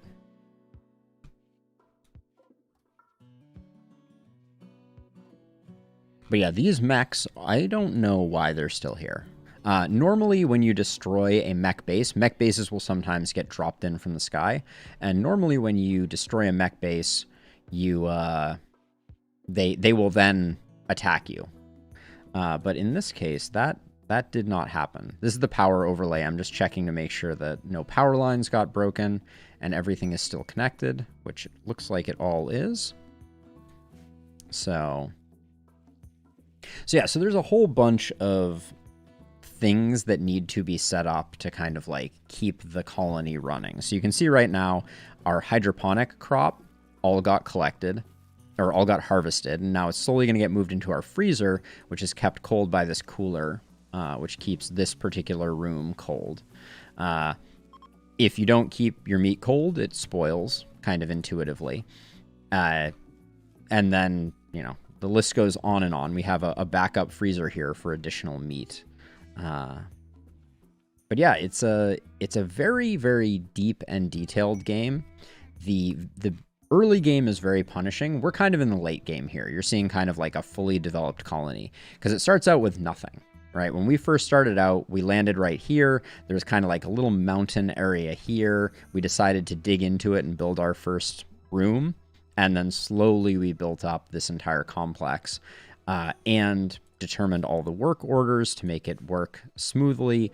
At any crafting table, like if we take the this tailoring bench here, we have a whole bunch of bills like this make duster bill where we can say we want to have on hand 3 dusters of at least good quality made by a crafter above 12 skill made out of devil strand, which is one particular material. And you need to set all these things up and tweak them just right so that your colony is kind of constantly keeping on hand the materials that are needed. You can see this is kind of like our room where we have all of our extra clothing. So whenever someone depletes a shirt, there's a shirt waiting for them here. And it's made out of devil strand, which is a bizarre mushroom that makes very luxurious clothing. Yeah. The world of RimWorld, very cool. RimWorld is also a heavily moddable game, which is super fun. So that's the quick and dirty of RimWorld. The second expansion, you've seen me do it a little bit, but the second expansion was the royalty expansion, which added psionics to the game. So many of our characters have a bunch of psionic abilities, like the ability to block pain on their friends or the ability to induce dizziness in our enemies. And those were a huge power spike. So with it came a lot of additional danger from enemy raids. But it's yeah, there's a lot of interesting dynamics at play, and there's a lot to master in this game. This colony, I don't actually know exactly how much time I've spent on it, because you don't get just a flat out like, oh, you've spent 100 hours, but it's more than 100 hours easily. that we've spent in this colony alone. And I just find it very, very calming. We didn't even talk about zones, but you can zone workers to only go into specific places. So in the schedule tab, you can see the areas that people are allowed to go to. So I have certain people that can go to the cooking zone or the working zone. And I also have our bears specifically zoned so they don't poop in the kitchen and those types of things. It's more likely than you might think, and far more problematic than you might think. We have ourselves a little goose farm over here. All of our geese in here are descended from a pair of geese, one of whom was named Gulliver. And we actually named one of our rituals, our religion's rituals, after Gulliver, because we shot Gulliver into space. Because I thought it would be cool to send Gulliver into space. So I did. All right, so the other aspect of the game we haven't talked about is quests. So here we have paid forced weather. Hymerius Tokeri, a knight of the Exodus Empire, wants to perform a low-power test of one of his ship's area attack weapons. If he does, a weather control system will force the weather around Turtle Haven to be rainy thunderstorm for 5.9 days. Since you are the local landholder under the Imperial law, Tokeri needs your honorable permission to proceed. 5 days of thunderstorms? I mean, it would clean things up a little bit. Sure. So then we can accept it for any one of these 3 rewards. We can pick up some gold, a psychic harmonizer, which is an implant, or some honor and a shirt. I think I'll take the gold. All right, so shortly we will get some weather. And then a drop pod arrived, which brought us the goods. But there's no real harm in having some rain going on. Like we can stay inside for the most part. It bothers people if they're outside in the cold and wet too frequently, and the lightning is going to be a little annoying. But it'll also clean up a lot of the dirt and debris around.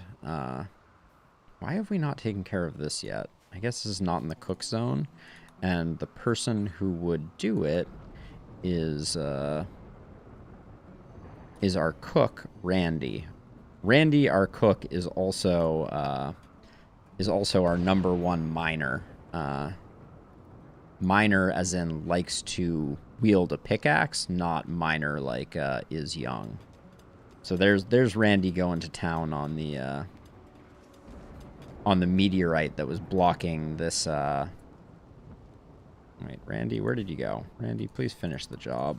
There we go. Cool. And then we need to replace the floors. Hey, Stefan. Yes, indeed.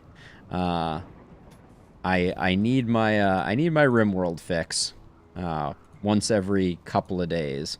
We'll be back to the last spell tomorrow, but for now, little chill RimWorld is going to be exactly what the doctor ordered.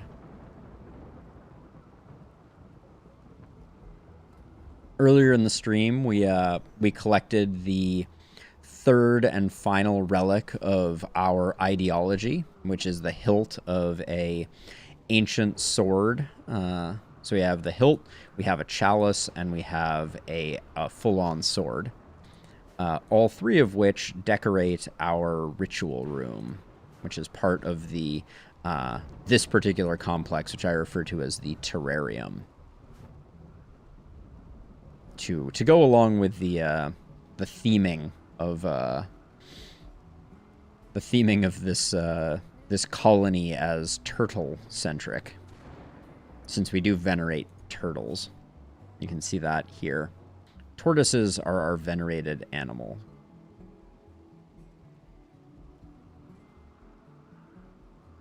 We haven't taken advantage of the moodlets that come along with that. I guess if we had a bunch of animals, everyone would be really happy. Everyone is already happy without us collecting a bunch of turtles, but maybe at some point we should think about increasing our turtle population. At the moment, we have only a single turtle.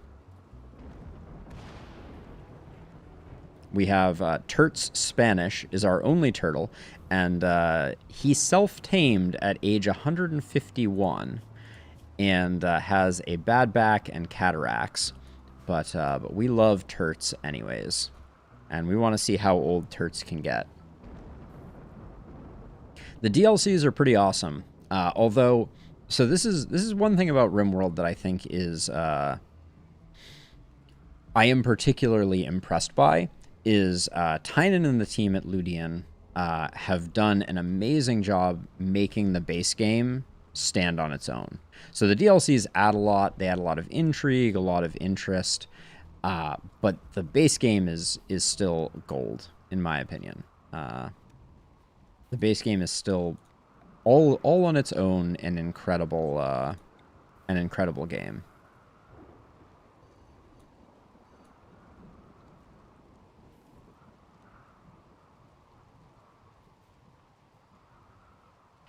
So it's funny you mentioned that. If I had, there's a mod that makes those things in animals particularly easy to correct. That's the mod, I believe, What a Dog Says, that that allows you to install prosthetics, which I absolutely would do. To be clear, Turts would receive 2 bionic eyes and a bionic spine in a heartbeat if I could. But in the base game, I think Healer Mech Serum is the only way that I could correct Turts' maladies. And Healer Mech Serum doesn't work particularly well because with any age-related disease, which cataracts and bad back are both, every birthday, the likelihood of that happening again is high. So Bangs is going to carry Taze, our paralytic Abasia guest, to the shuttle and send her on her way. Why is everyone not working? Morrison, like, why are you not harvesting here?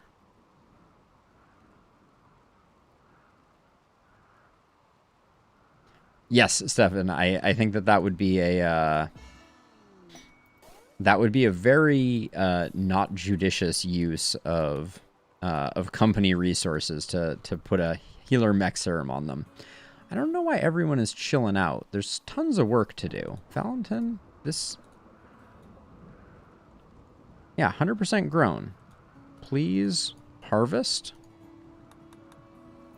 There's something a little funny going on right now.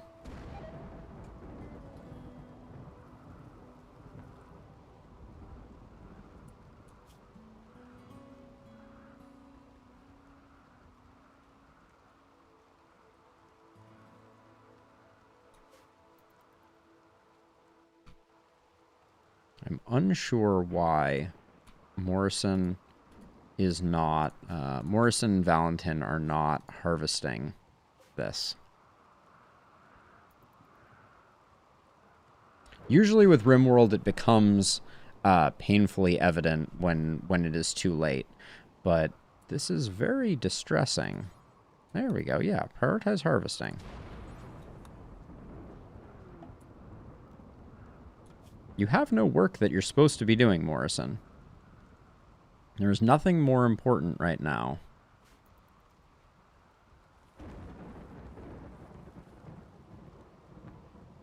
I mean, I guess except eating and going to sleep, but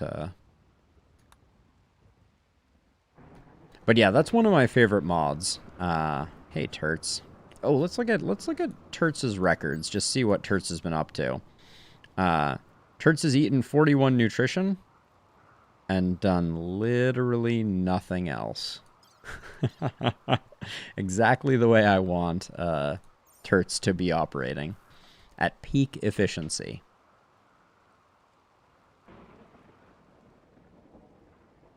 Oh, we got ourselves a Mega Sloth. Let's have White, our chief hunter. Okay, White just shot Green, which I don't feel great about.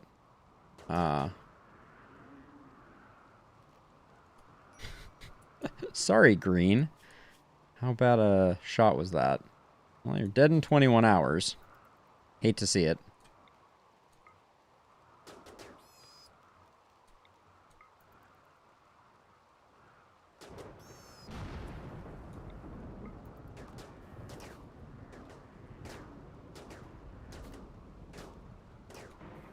Shooting things that are laying on the ground is surprisingly difficult. Alright, I give up. This thing's gonna die soon enough. Yeah, 1 hour. And Green is all laid up. And hopefully someone's gonna come tend to him. Thank you, Steroid. But yeah, we keep a pile of fungus out here in order to lure animals. Mostly we just get lots of rats. Rats and other small wildlife, but occasionally it pulls in a megasloth. I found that it can't pull in Muffalo because Muffalo can't travel through even open doors to eat things. So that's an interesting limitation that I haven't found a way to get around, because I have a fully enclosed system, and it would be really nice if I had a way to open it up so that I could get grazing animals in. But hold on. Social fight. Flynn and Valentin. They used to be married. Makes some sense. Sorry, Flynn. Flynn and Valentin are the parents of this colony, in like the literal sense. More polar bears coming in. I sterilize all the new polar bears just because we have a polar bear problem, and the polar bear problem is just that we have way too many polar bears.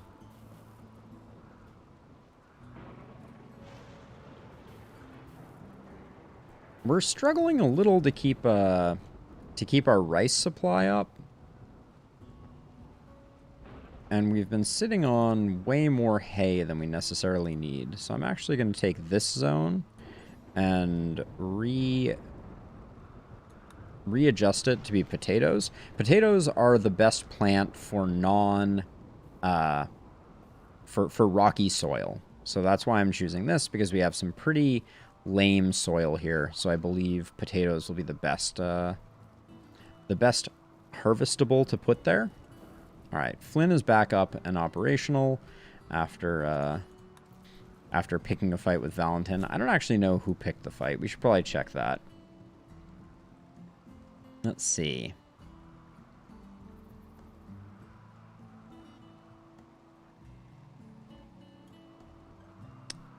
Valentin made fun of Flynn's construction skill.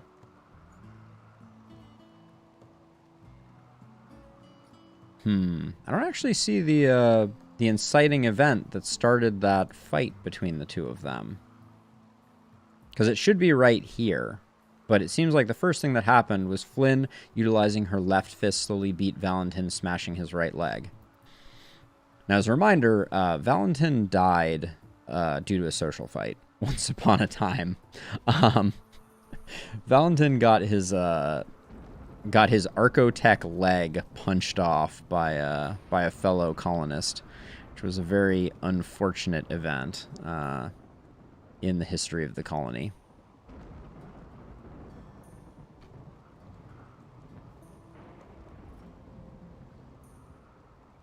I don't know if this ever gets built. I think this is probably a bad idea.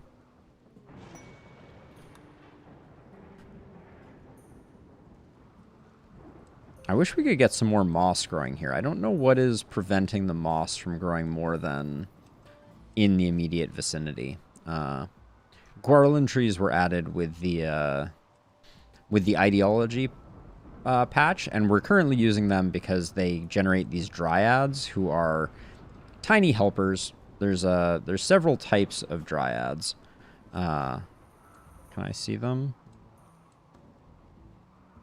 I don't think I can see them without potentially changing them. I don't want to make that mistake. But there are dryads that create berries and wood and medicine, or attack with high attack damage, or very tanky, or the ones that I chose, which are the hauling dryads, which are very handy because they don't create dirt, but they do haul for us. So we have them zoned to kind of the inside of our base, and then the bears hang out on the outside / hay-floored portion of the base, which causes less dirt to get tracked around the base.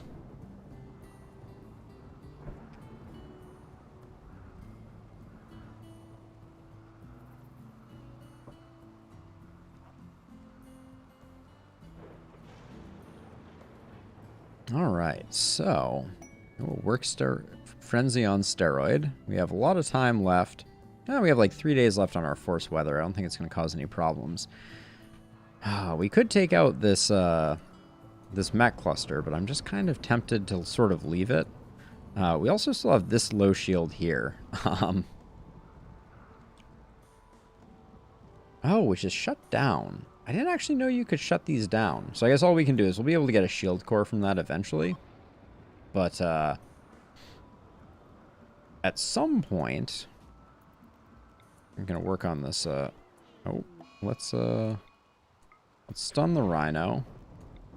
Relocate. Jump packs are OP. And then let white go to town. That's exactly what I'm doing,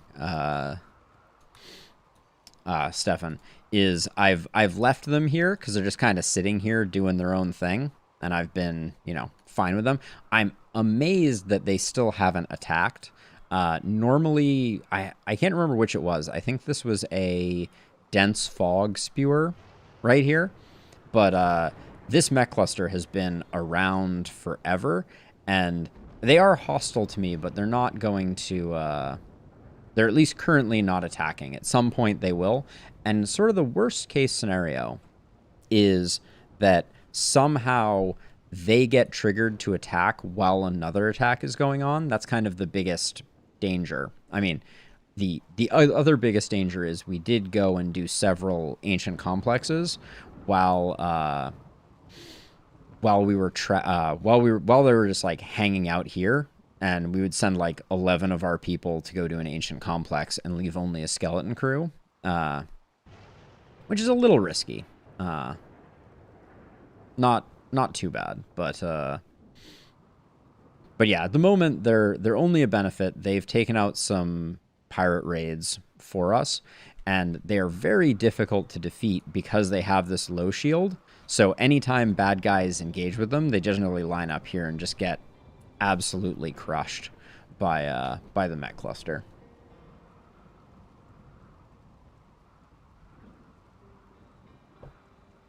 I'm still a little nervous about our veg supply.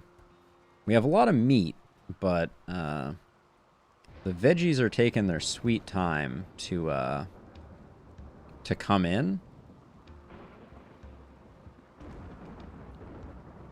We may need to call some bulk traders and see if we can buy some vegetables. I think it was picking up Tony. I don't like how people are so idle right now. Seems like the colony is just running too smoothly at the moment. We need a disaster to settle things down. Everything is too clean.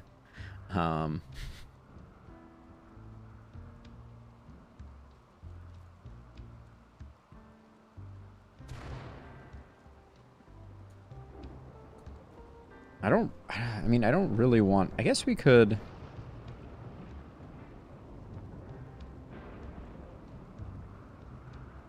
I'm trying to decide if I just want to put a bank of hydroponics basins here and just grow more grass. Because we certainly have everything we need for it. And we could just kind of do like... We could just do 5 of these. Like that. And then I'm going to delete this zone. and then expand this zone to include this and include that. All right. That'll be a good compromise. It'll give us a little more rice, which will, I think each pawn, if not eating from a nutrient dispenser, which most of our pawns can if they want to. Oh, yes, Stefan. Everything in RimWorld, I think, generally fits that archetype. Ooh, yes! So, Stefan, have I told you the story of mugs yet? Are you familiar with mugs? Mugs just got sensory mechanites, which are brutal. But Mugs has been our prisoner for nigh on to 10 years, I think, give or take. And Mugs was a pirate who attacked us. And they killed one of our 2 favorite bears. So we had 2 bears that were the start of our entire colony's bears. So at the moment, we are sitting on 57 polar bears. And they were all birthed by 2 bears. Lolita is the mother of bears. Let me find her really quickly. There she is. So Lolita is 24 years old. Has some health conditions, definitely has cataracts, is getting towards the end of her life. Already had a heart attack and died. I did spend a Resmec serum to bring her back. But Lolita, her partner was Nanook. Nanook was a male bear and lived a very long life, was able to populate a staggering number of bears. But one day, a pirate raid came out of nowhere right around here, and Mugs led the charge, and before I could recall the bears, Nanook was right about here and got hit by a Doomsday rocket launcher. And if you're familiar with Doomsday rocket launchers, they look something like this, and it evaporated Nanook. There was no corpse of Nanook that remained after Mugs fired their Doomsday rocket launcher. And so I vowed to torture Mugs for the rest of their existence. So Mugs has no legs. Mugs has a mind screw, a denture, 2 wooden hands, lives in a room that is constantly too hot, is naked, which is abhorrent to their ideology, is fed nutrient paste, which they hate, sleeps on the ground in an ugly environment, and is in intense pain. And we try to keep Mugs as unhappy as humanly possible. So I certainly would invite, if you have any other ways that you think I could make Mugs less happy, I welcome them, because Mugs is going to, for the remainder of their days, pay a profound debt for taking Nanook away from us in an unrecoverable way. There was no corpse of Nanook to bury. No way to remember Nanook except in stories. But that's why I got so excited, because sensory mechanites is basically the best.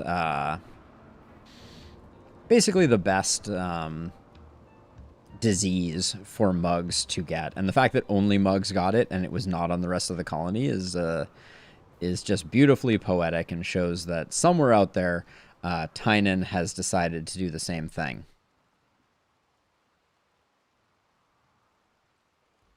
Yes. So in addition to sensory mechanites, I believe you are referring to muscle parasites, which is another great. Is another great. This is the problem with having 57 polar bears, is when 21 of them get the plague. We have a lot of doctors though. But yeah, so there are a handful of diseases that Mugs could get, and those are just random, but when it happens, it's so sweet. And I don't think there's any way you can encourage it. But our crack team of polar bear doctors are going to spring into action and do their best to get all our polar bears healthy, and Mugs is going to continue being fed the worst things possible. One thing that was suggested to me was to feed Mugs fungus, because fungus is hated by most.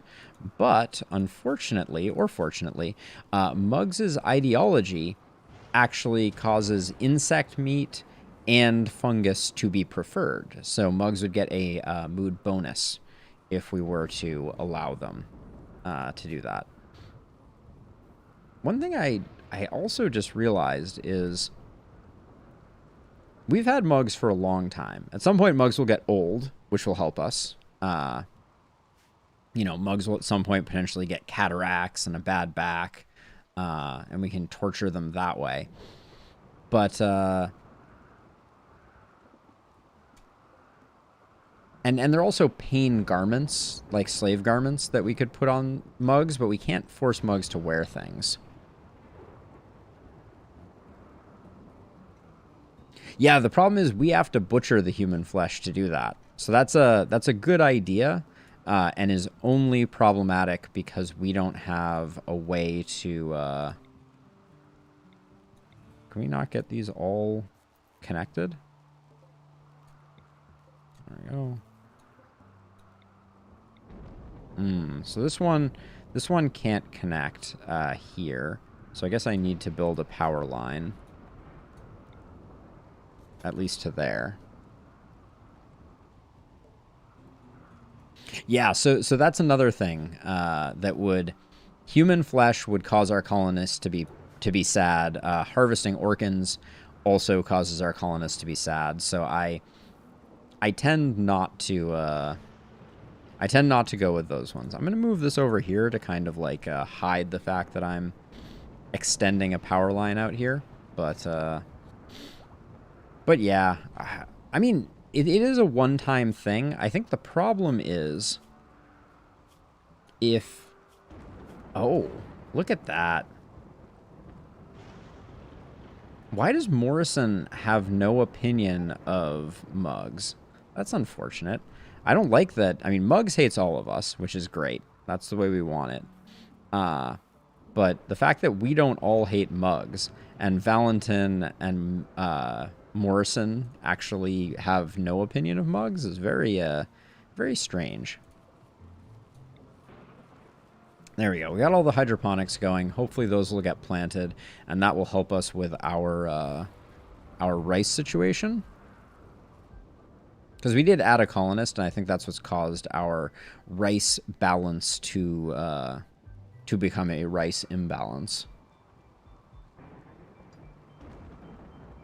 But yeah, I think having organs harvested is also only a temporary negative.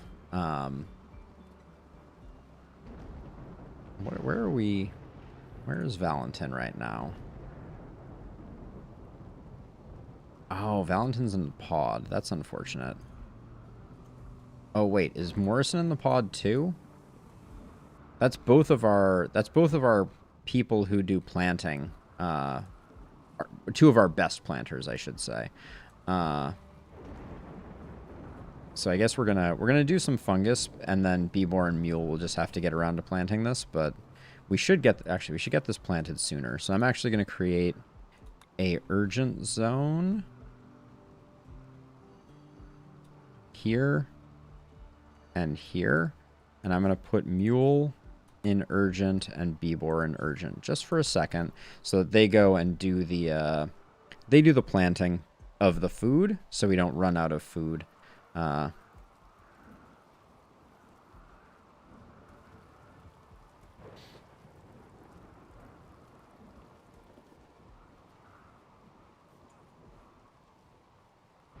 Because this will get this growing. I don't really care if the fungus... Alright, we just paused because someone got lit on fire. Okay, it was this carrier dryad. Ah, that's annoying. It got its paw blown off. Oh, and now another one is lighting itself on fire? Please, please, carrier dryads. Stop being so profoundly dumb. Okay. Is everything getting planted here? Yeah, it is. Yeah, lightning struck the carrier dryads. All right. These two can go back to work because now everything is planted. And I'm going to clear the urgent zone. Yeah, that carrier dryad, I need to find it again. Because we're going to need to put it in a healing pod. Okay, burned off front left paw for you. Let's healing pod you. Those two are fine. And where's the last one? All right, and this guy will recover because that's only a burn. But this one should create a healing pod, and 3 days from now should come out fully operational again. And our moss is growing little by little, which is creating some beauty over here, some much needed beauty. Guardian moss is quite attractive.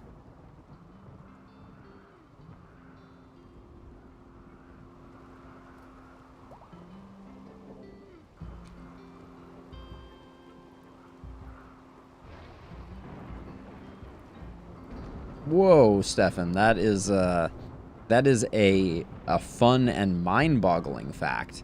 I have not seen Passion of the Christ. Was there a scene that made Jim particularly vulnerable or likely to be struck by lightning, or was that just a completely random event?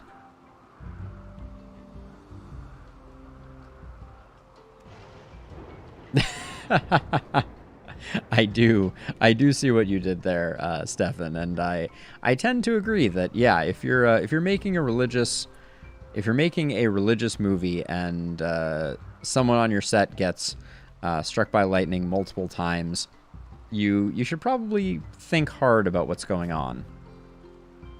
So we have a wild man here, Lewis Dudley, who we will not be recruiting. That's going to be a no from me on Lewis. Lewis can just hang out there. We'll probably come over and maybe eat the fungus. I wouldn't be surprised, but we have some additional hydroponics running, which is going to bolster our rice crop.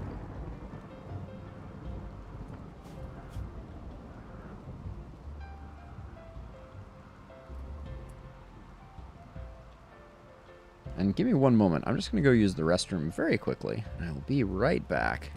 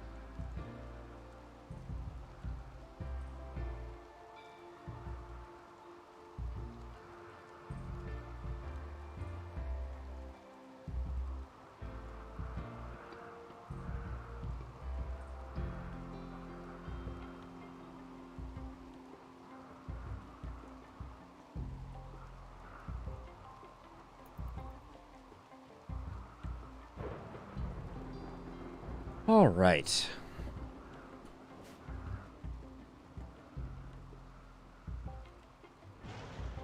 I wanted to look at our social tab because it seems like Edie and Tony. Oh, I like this a lot. So they really like each other. I've been hoping that we could get more people sharing rooms. That's very interesting. Edie had a thing going with green for a while, but then that fizzled out. I think because green is a hard worker. Yeah. So unfortunately, that's not going to work out. But I think Edie and Tony have a great relationship, and that would make Edie Kenta's stepmom. I can't express how excited I would be for that to happen.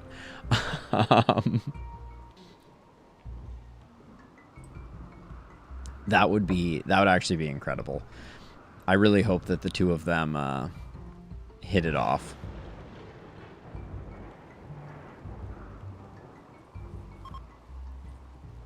Ooh, the weather controller is no longer changing the weather. That means that we have completed that quest. And here comes Luis.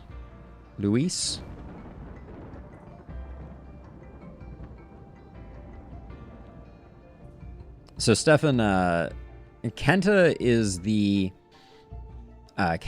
character in the colony that I brought into the colony against my better judgment. So Kenta is a hard worker, but he is a slowpoke and jealous, which are two abilities that I would generally not wish on my worst enemy.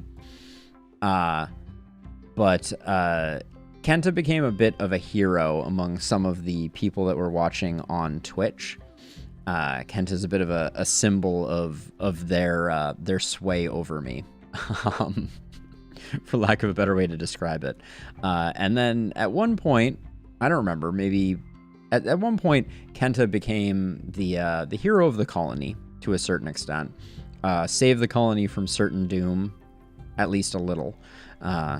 Perhaps questionable, depends on who you're referring to. But due to Kenta's kind of like core nature to the narrative of the colony, we later encountered Tony. And Tony is Kenta's father. And so Tony has a very high estimation of Kenta, but Kenta doesn't particularly like his father Tony because Kenta's a hard worker. Yes, so you can really have one jealous person in a colony, Stefan, is the way that I look at it. And so you can tell which bedroom is Kenta's, I presume. Cough, silver tiles, lots of art, very large. Lots of silver dresser, silver end table. Kenta's room is actually quite nice. Extremely impressive. It is the most impressive room in the house. And that kind of works. But at one point I thought Kenta and Edie might get together, but I think it's even more hilarious if Edie falls in love with Tony and becomes Kenta's stepmom. That would just it would be so perfect. Let's see. Is White coming back from meditating? Yeah, let's grab White. I'm gonna have White try and cull some of these small animals. Why is White missing? What in the world was that all about? For context, White is a crack shot, so there is no reason for White to be missing just about anything.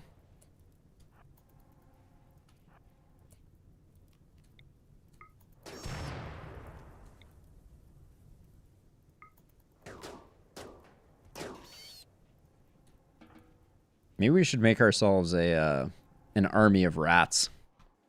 But yeah, I don't like Slowpoke because I think movement speed is king. Although at this point, I'm relatively sure that he's rocking 2 bionic legs. So his movement's at 125. What does a regular person with 2 bionic legs go by? Wow, we need to upgrade a lot of legs here. Wait, does Slowpoke not do what I thought it did? Hold on, let's double check this. Move speed -2. Oh, but it doesn't show up under health moving. That's interesting. So let's see. So Kenta's movement speed, let's look that up. 5.35. And if we switch over to green, yeah, 6.1. Yeah, so it's a huge and unrecoverable detriment is the way I generally think of it. Slowpoke is just one of those things you can't fix, unfortunately. If someone is a Slowpoke, they will forever be a Slowpoke.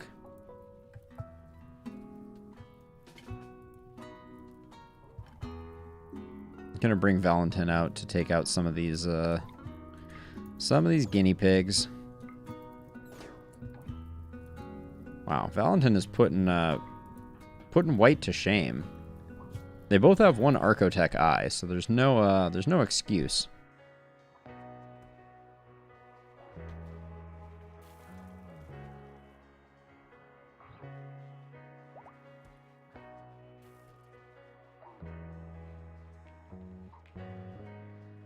Yeah, Stefan, I eventually sussed that out. It does show up under the movement stat in the info tab. That's the only place. Oops. Sterilize another polar bear. We're starting to get into the danger zone on polar bears again. I like to hover around 50 polar bears. 60 is a few too many. So we may cull the herd at some point, and I think I'm definitely going to start slaughtering the freshly born polar bears. We took a hit at one point and lost quite a few polar bears, so the pendulum has swung the other way, and we are inundated with them now. Strikes me as we are very due for Cassandra to send us a little bit of excitement.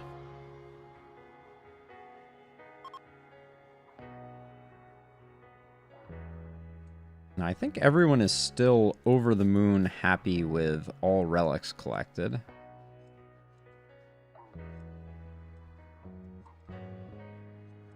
Why is Bangs always eating without a table?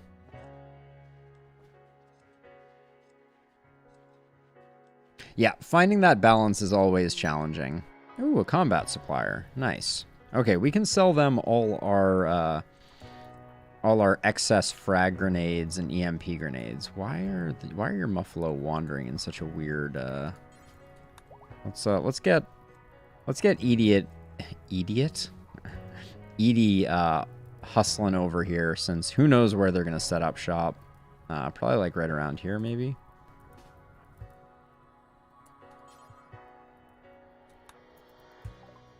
Okay, so I want to get rid of all the excess frag grenades. So we'll keep 2 frag grenades. So -7 here. EMP grenades. We'll keep 2, so do that. Molotovs.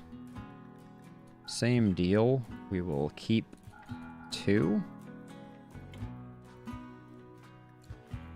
Now let's see if they have anything we actually want. I'll take their medicine. Don't want any of those shells.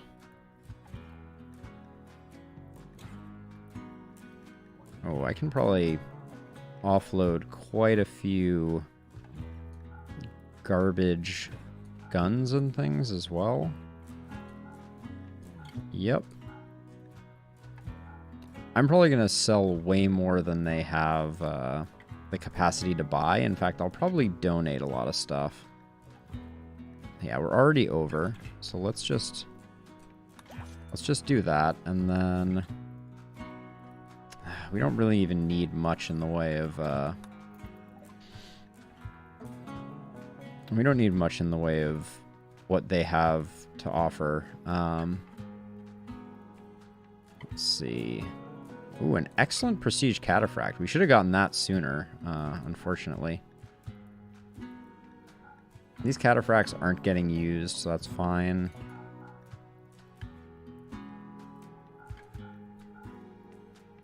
We'll get rid of all of those flak vests. Alright, we're already looking a lot better, and we still have an assault, chain shotgun, sniper rifle, assault rifle. We'll keep the Doomsdays. We have 2 excellent sniper rifles, that's fine. A poor minigun, don't care. Normal miniguns, 2. We'll keep the charge rifles. Get rid of the good minigun.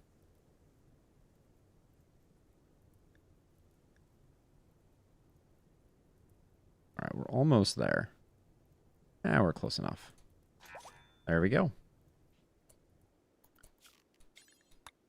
Then we just zone our bears to collect the spoils. Did we miss anything up here? Nope. Looks good. Alright.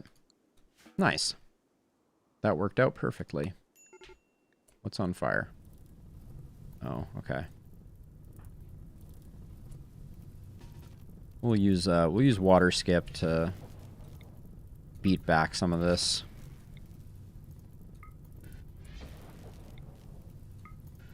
I think this entire blaze was caused by a boom rat that I shot. Hopefully that'll do. All right, Polar Bear 216 got confused because we sterilized it. So I'm trying to remember, Stefan, there's a handy formula that's like, I think it's 2.7 hydroponics basins of rice per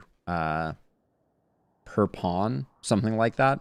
There is kind of like a known correct equation that I cannot remember off the top of my head. Ooh, shelter for a night. Tell me more. A knight of the Exodus Empire is fleeing from a troubling political situation. Wants to hide out for 8 days. Keep their mood above 35. Absolutely. Let's do it for Burden. I don't have enough burdens. Burden's a good one. And we'll have a new friend. Okay, this is your room, Constantinius. Let's assign them there.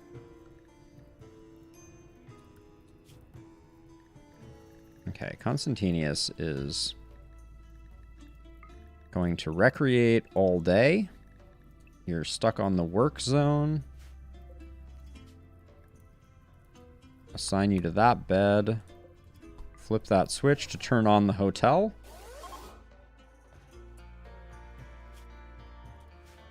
And yeah, you'll eat a lavish meal and that'll bump you up, your mood up, at least initially. One problem that we've run into, that we don't have a great answer for is, fundamental reality doesn't allow drug use, which is going to make it very difficult for us to do the royalty ending. But yeah, his mood should be up. Oh, you are happy because you're wielding Murder Knower. Now that's a name.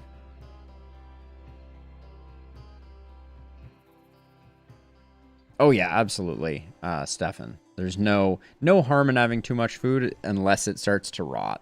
That's the, that's the only thing. Let's see. I guess we should light that hallway. This is the hotel that I created for visiting guests.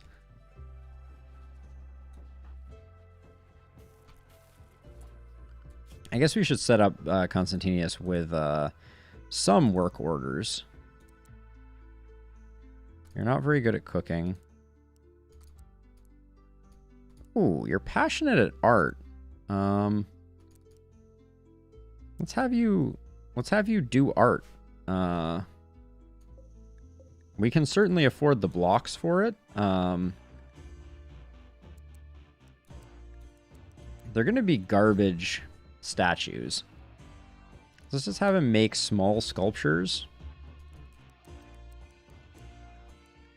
10, we'll make them out of marble. And then let's only have him work on it. There we go. So because Constantinius has a burning passion, they will be happy to make said sculptures. And by making the sculptures, they will be happier. Oh yeah, we need to look at what Murder Knower is. Sorry. I got distracted. Murder Knower is a excellent Persona Zeus hammer. Oh, with trait Freewielder. That's interesting. Can I make him drop that? Will that make him unhappy? It says nothing else can be dropped. Can I steal Murder Knower? It seems like I can. That would be insane. I just sniped Murder Knower. Welcome to the team, Murder Knower. You're now mine.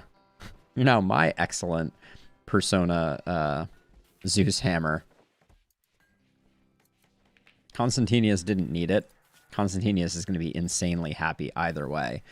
14 passion for burning passion for their work. We'll just get their art skill up. Who knew that this quest was going to come with a a free persona weapon with free wielder on it that is worth 4,000. Yikes! That was quite the windfall that came from that rather innocuous quest. Because if I recall correctly, the shelter for the night quest is giving us a 250 value item. That's actually pretty funny.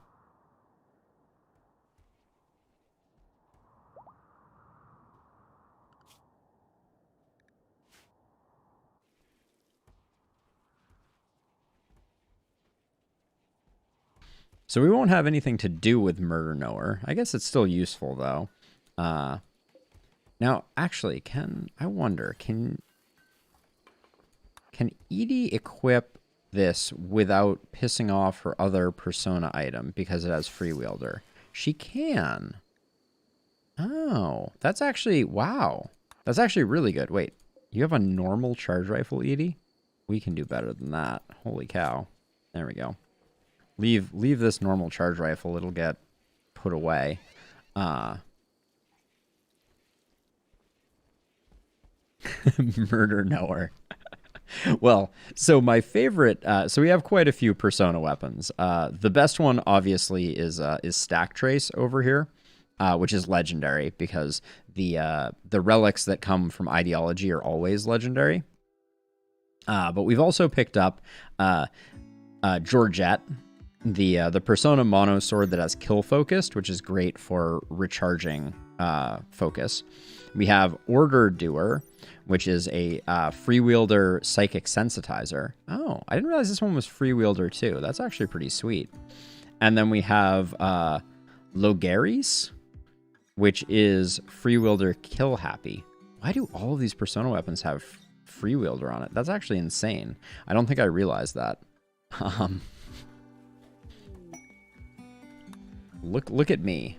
Constantinius, why are you look like you're not as happy as I expected you to. Okay, ravenously hungry. That seems like a you problem, my dude. Please just go to bed in your lavish hotel room.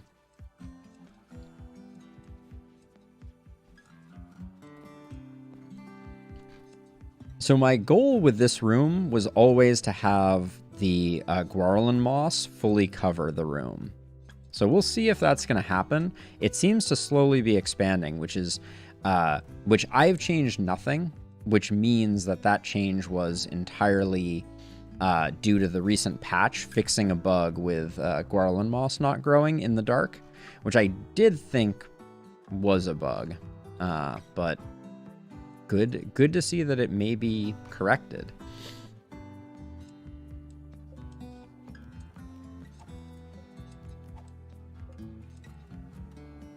I want to get rid of all the trees that are in here to make space for moss. I don't want the moss to not be able to flourish.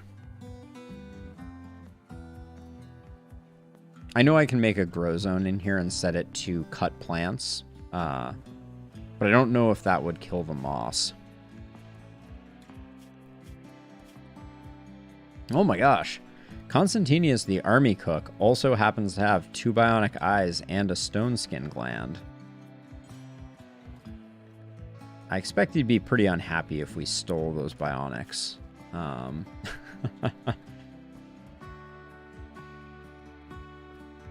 Might come in handy. We can at least use water skip. Oh, and actually, we should put in their schedule some meditation time, probably.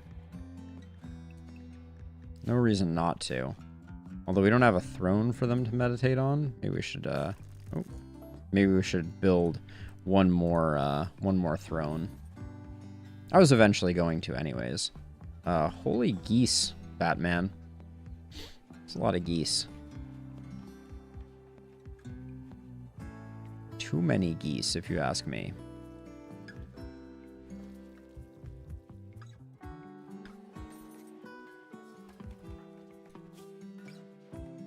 That's what we like to see, though.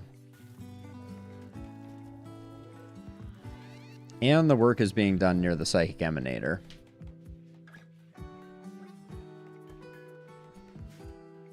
So yeah, I really like I was expecting that people who are bonded with a Persona mono weapon would not be able to use a second one.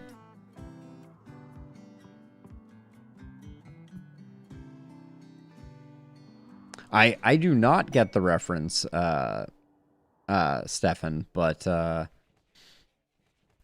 thing that springs to mind is the idea that certain tusked animals, their tusks will kind of become ingrown and grow into them, which is pretty terrifying and awful. So I could imagine a horror movie that was somewhat revolved around that rather gruesome idea. But what are your meditation? Dignified, artistic, and flame.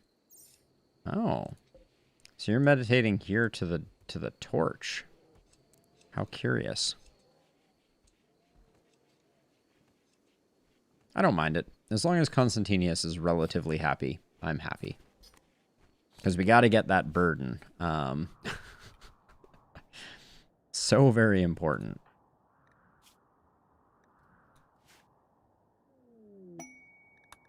Our colony is so happy. We're getting constant inspirations. They just keep coming. It's not anyone useful. Like, I would love to get a... Oh my gosh. Psychic Soothe female is insane.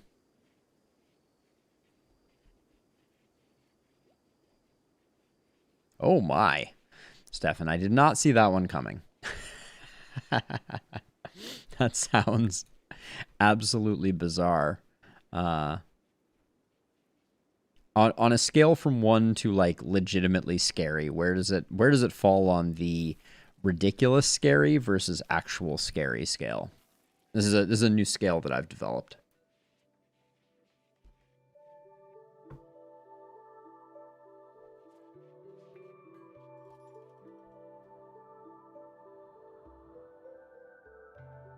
Who killed this turkey up here, I wonder?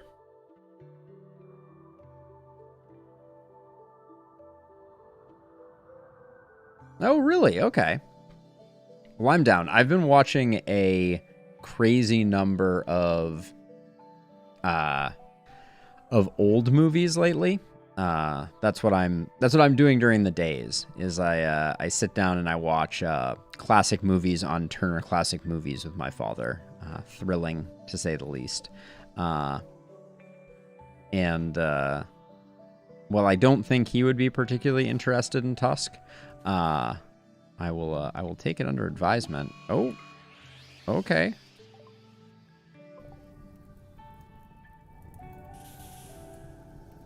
All right, so we're gonna have a mech cluster to deal with. This is one of those ones where I think the fight is just gonna come to us. It's outside of the shield, so we can wake it up and we can give it a little bit of time. Huh, interesting, Stefan. Thank you for the recommendation. I think there's no value in not waking the psychic ship up. So I'll wait for people to wake up tomorrow and we'll see. In terms of... Wow, yeah, that psychic drone is starting off pretty strong right off the bat. But we'll get Valentin, White, and I think Edie. Yeah, Valentin, White, and Edie to pelt that psychic ship. Okay, Flash Storm. Means we're gonna get our carrier dryads are gonna get... Hey, wait, why did you not... If this creature is injured, it will return to its connected and emerge. It is injured. What's going on here? Oops. Oh my gosh. Can't click anything. Save my life. Yeah, its movement is damaged. Yep. Yeah, as soon as people wake up, we're just gonna obliterate it.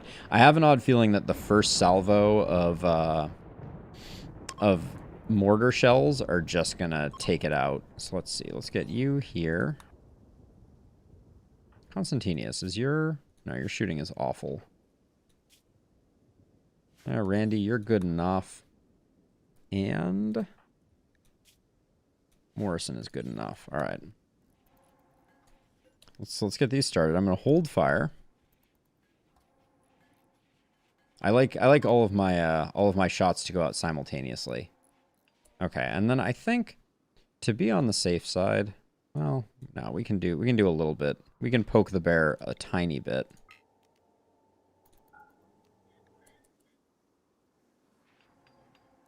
Oh, did it fire and I missed it? No, I don't think it did. Oh, there goes one shell. It's incredible how accurate this is. Look at the line. I generally don't bother now that I have Psi.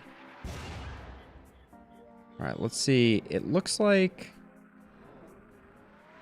All right, looks like they're not coming in quite yet, so we'll leave them to it for a second here. We don't have any Scythers. Yeah, I generally use Berserk Pulse pretty aggressively, and that's kind of the play.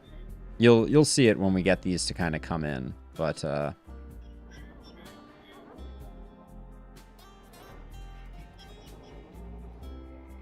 okay, let's speed this up. Let the pelting continue. What is this? There's a slate table here?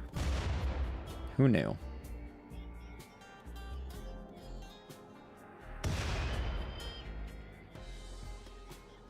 I do have some anti-grain warheads. I'm not planning to use them.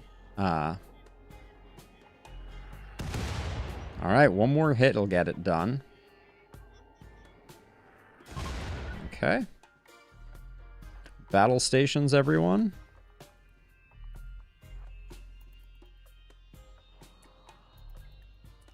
So what I usually do is I'll have green come over here. I'm going to get my my melees out into position.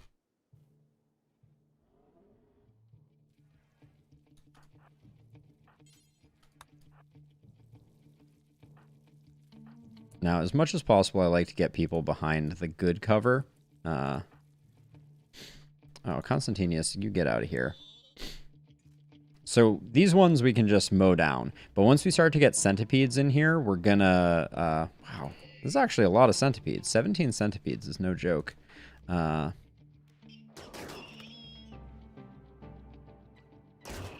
Melees are just so good at taking out centipedes. So this is where a little sneaky through the wall Berserk helps out.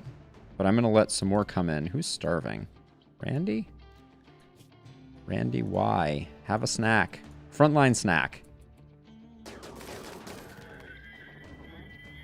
So we're gonna wait for a few more to come in, and then I'm gonna kind of stop them.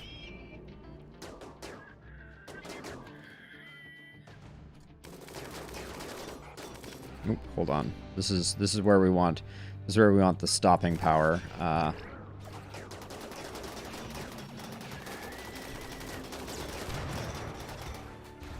And then we get the melees doing work here while they get slowed down a bit. And hold on, don't get a shot off, please. That was a shot. Really quickly try and extinguish you. Nope, didn't get it. Okay,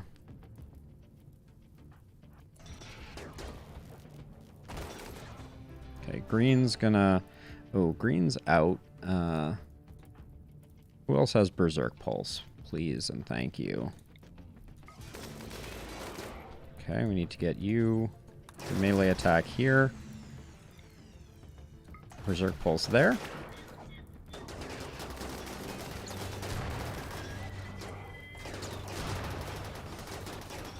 Okay, Elliot, get to cover.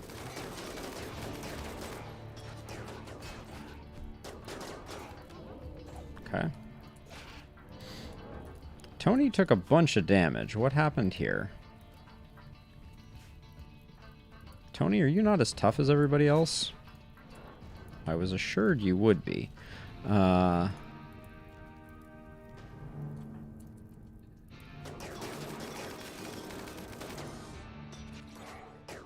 melee attack that centipede.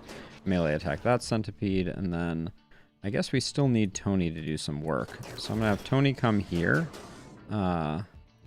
Where's Elliot? Skip this one to Tony. There we go. And then Omboss can melee this one so it doesn't get any shots off.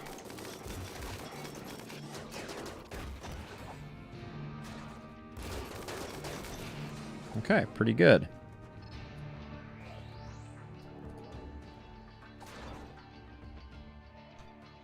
Now, Morrison 10 to Tony. I don't know what happened to Tony there, but did not fare as well as our other two.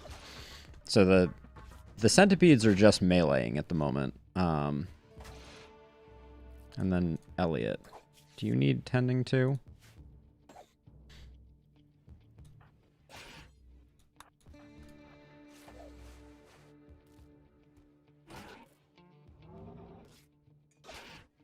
Yes, they cannot shoot if they're engaged in melee. That's why I endeavor to get them locked up with our melees, like we just did there. But this is getting a little ridiculous. Come on, you guys.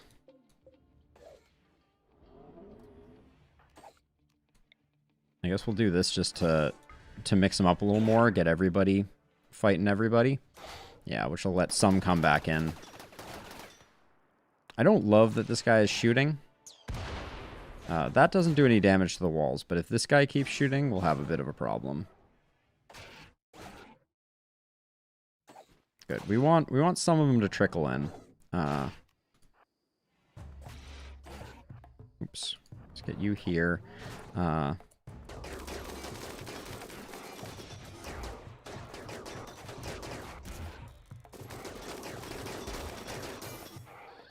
We're taking some friendly fire here, for sure. This one, let's move to there. There we go. Okay.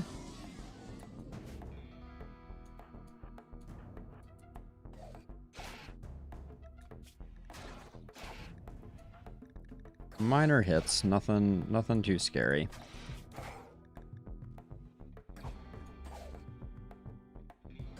No, this is a different set of mechs, Curious. This was part of a, see, our friendly mechs are still up here. How many more centipedes do we have? 5 more? All right, we're almost there. I wish I could beckon some of them. Because people are going to start getting bored. That's the problem that we're facing right now. But I don't mind having time for our shields to recharge. Randy, everybody's a little bummed out at the moment. Take some drugs, Randy. We're almost at the point where I could just leave the melees to do to take care of this, but we still have 4 centipedes. I guess they're meleeing each other to death.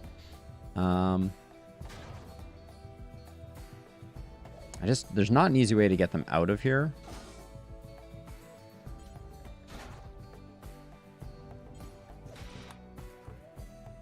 Will anybody attack you if you come in here?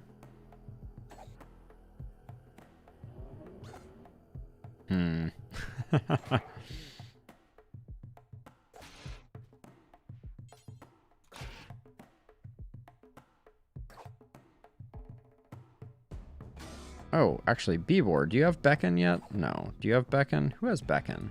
Somebody should have Beacon. There's Beacon. Alright, I don't want Elliot to do it. Elliot's already taken a hit. Let's have White do it.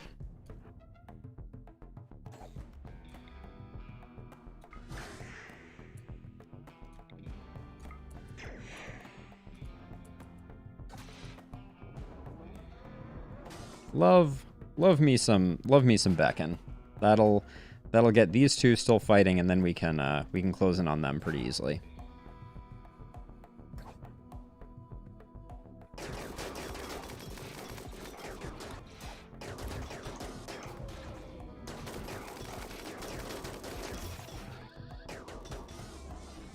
Okay, and then if we move Vibor over here, and then we have, nope, we have Amboss come over here.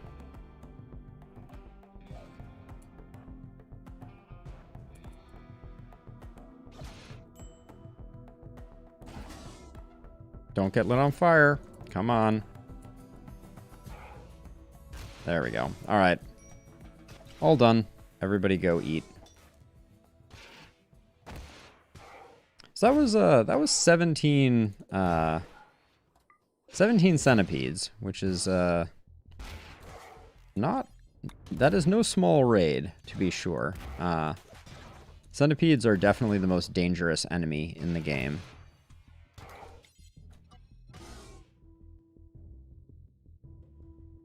It's a lot better than it used to be, Curious. They made some changes, and it used to be substantially more mech-centric, and it was all mech breach raids. So this was at least a psychic ship, which, unfortunately, this advanced component is going to, it's gonna rot.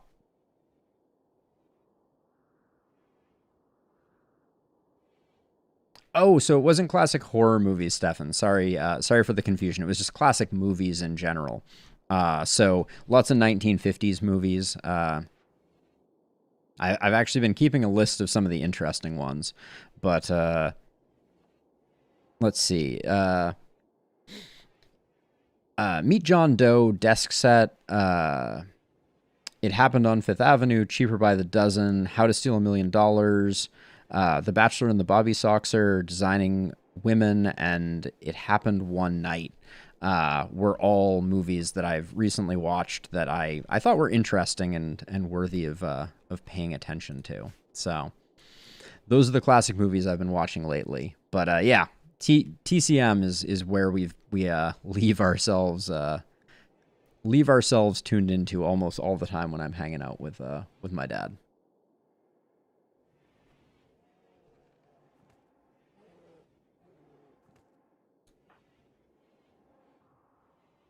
Oh, we can speed up time again here.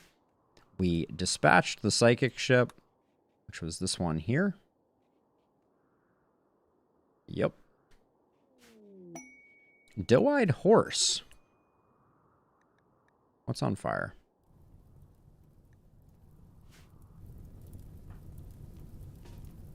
Can we not with the lighting things on fire, please?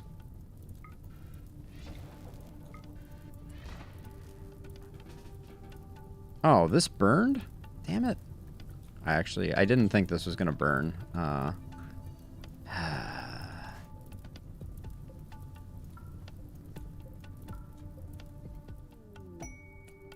Ooh, an Imperial Trader is very nice.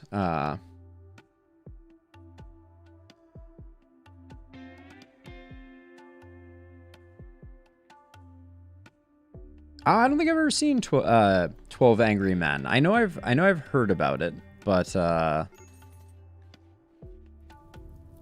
my gosh, this is just incessant. I need someone who has water skip to come over here and deal with this.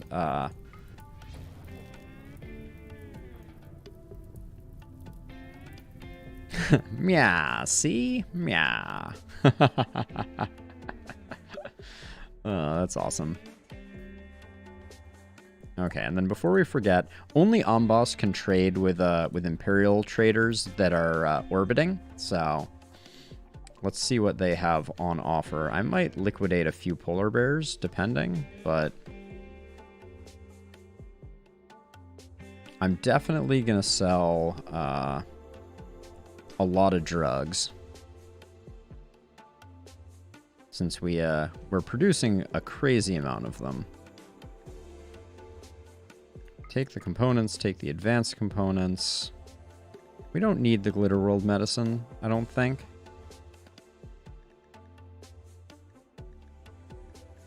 Don't need a field hand or a coagulator. I think we might need one more coagulator. And then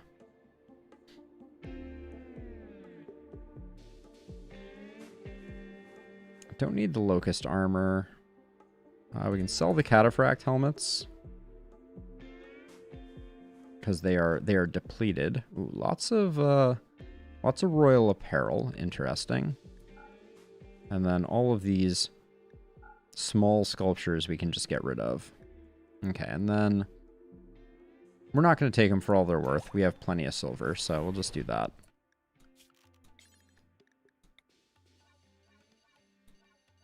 Now, Tony, do you have a coagulator? You do. Okay. I guess I already gave Tony a coagulator.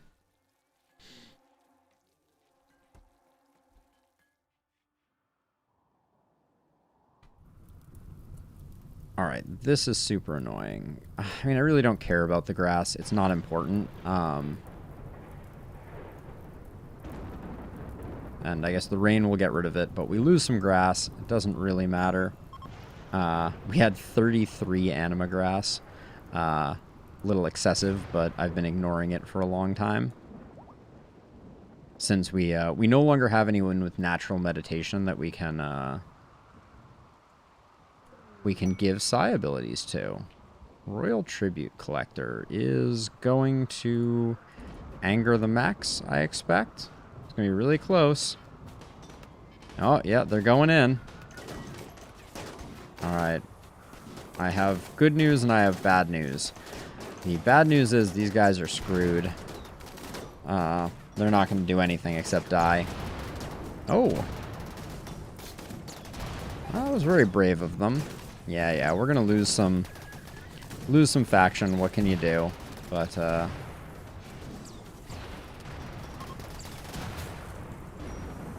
yep. That's the disadvantage of being protected by the mech cluster. What can you do?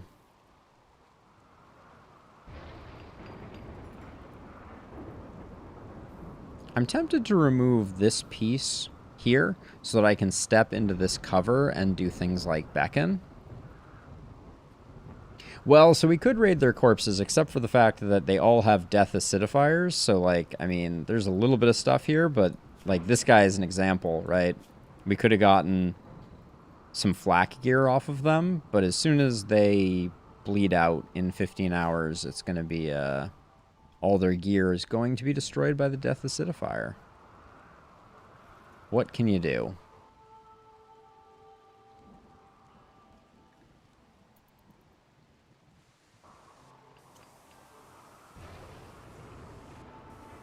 Is someone going to build this uranium slug turret, or do I have to do everything myself?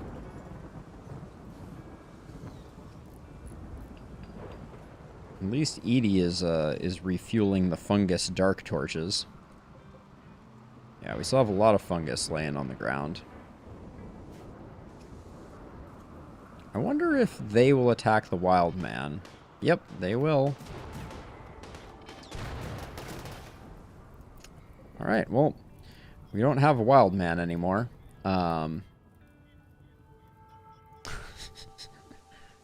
It's a valiant effort.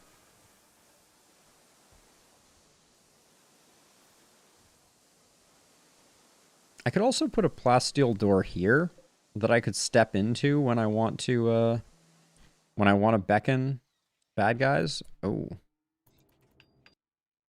Kenta's almost finished here. What is your inspiration? Work frenzy. Okay, I'm probably gonna forbid this since we don't need it. I'm gonna get it almost done, and then I will forbid it.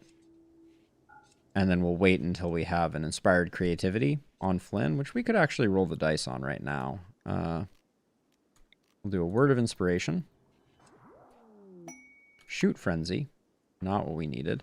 But this will give us a good opportunity to equip Georgette on Edie and demonstrate why we like having lots of, like, geese or little animals around.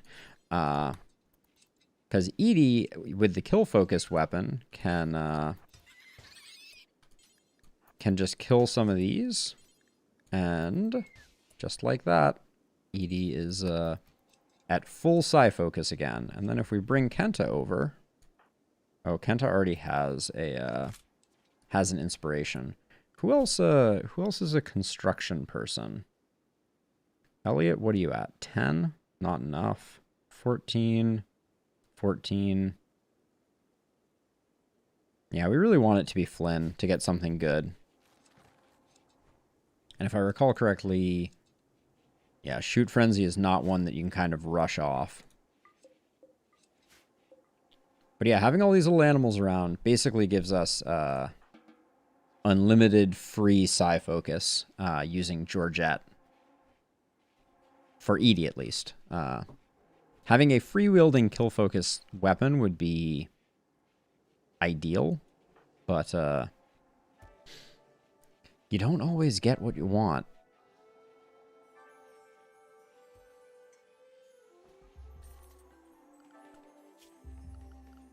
Let's see what our timing is looking like. All right. All right, I think this will probably be the last half-hour segment of the night. Because I want to get done a little early tonight so that I can do some clerical work. My girlfriend is coming to the East Coast to visit as well, starting tomorrow. So streams are going to get a little more hit or miss. Just to keep people busy, Stefan. I think that's probably the only reason. It's not particularly critical, but like, you know, what else am I going to do with them? Oh, I guess we get to have a Dark Fiesta here.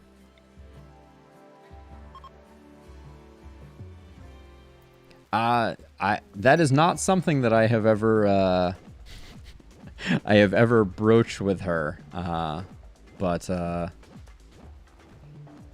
But it's not out of the question. I'll have to ask her when she gets here. But mostly I was planning on not streaming and showing her a bit of New England. Dang, Unforgettable Dark Fiesta 2. We're high rolling in a big way on our events here tonight.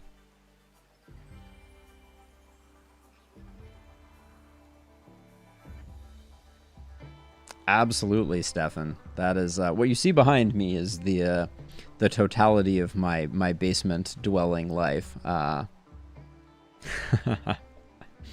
Who knows what the future holds, though? Curious. Maybe at some point I'll set once I have the ability to get subs or whatever the equivalent is on Twitch, or I guess memberships on YouTube. Some point in the future we'll do a sub goal for the lady friend to come hang out or something like that. Got to make it worth it, you know. That's a big reveal. Although she's been in the background of my streams many times back in San Francisco. So, ooh, we got a warg.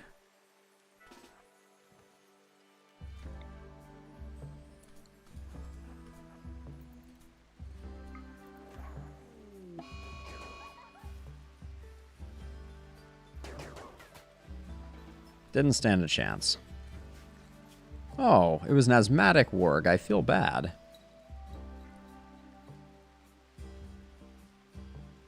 Oh, that's fun, Curious. Now, does Rogue do anything like that on her own? Like, does she have a Twitch channel, or was she just streaming on your channel?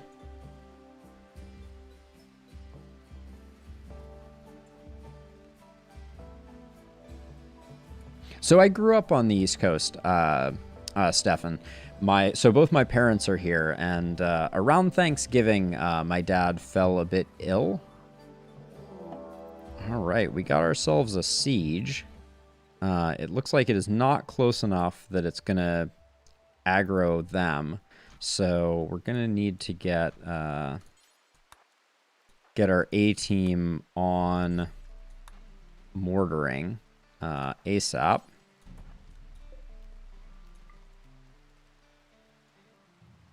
And then we're going to need to get ready for a raid right after that. Where are they going? All right, this looks like the spot. Okay, are we fully equipped? It looks like we are. Looks like we'll start out with this one. Fire at will, friends. All right. That looks like that's gonna start the assault on the colony. I can't express how powerful the addition of aim from shooting skill affecting mortars is. It's insane. Okay, Tony, you get up here. Oh, Smarty? Why are you traveling 9,000 miles an hour? What's your deal? Ah, you're high on go juice. You're gonna have a bad time when you get here, Smarty, let me tell you.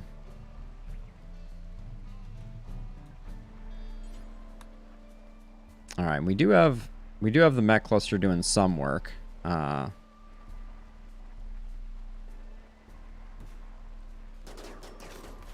Smarty got wrecked. Smarty wasn't so smart after all. Okay, now we got a shield pack here, so I want to get this guy dead before he deploys the shield pack. So let's see if we can do that.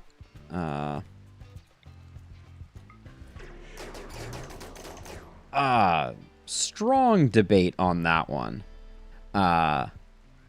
He was stunned when he deployed that shield pack. I will not allow it.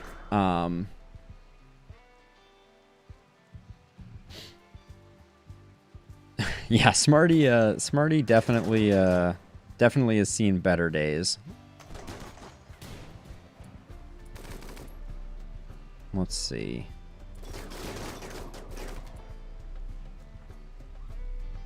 Let's have you get...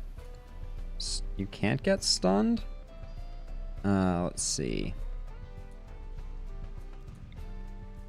Can no one see this guy? Is this guy just like a specter?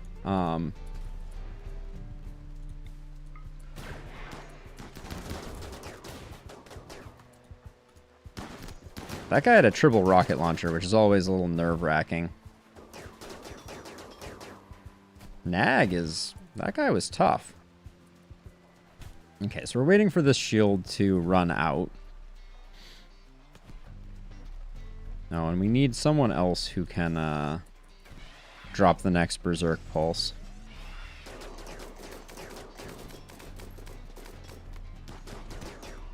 Okay. Fire over here. Bud lit our geothermal on fire, which is pretty uncool. What is this? What is Bruno doing? No, Bruno. Switch to animals. Whoops. I got lazy with my bear zones. Okay, we're gonna have a problem over here. Shoot. Hold on, I need green. Do you have skip available? All right. Skip you away. All right, we have a containment breach.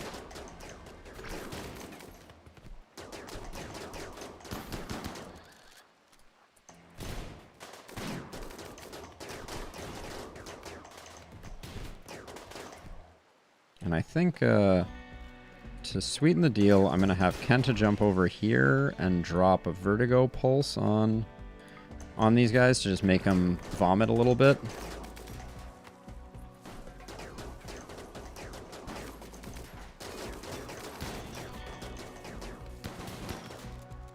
All right, we're taking some hits.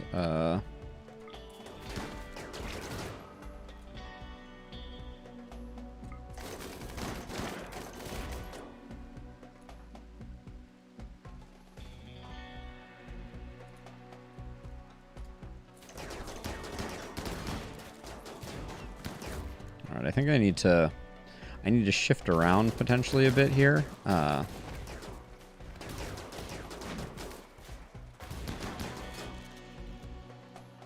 Who still has a Berserk Pulse left? Let's just Alright. That was overkill at the end there, but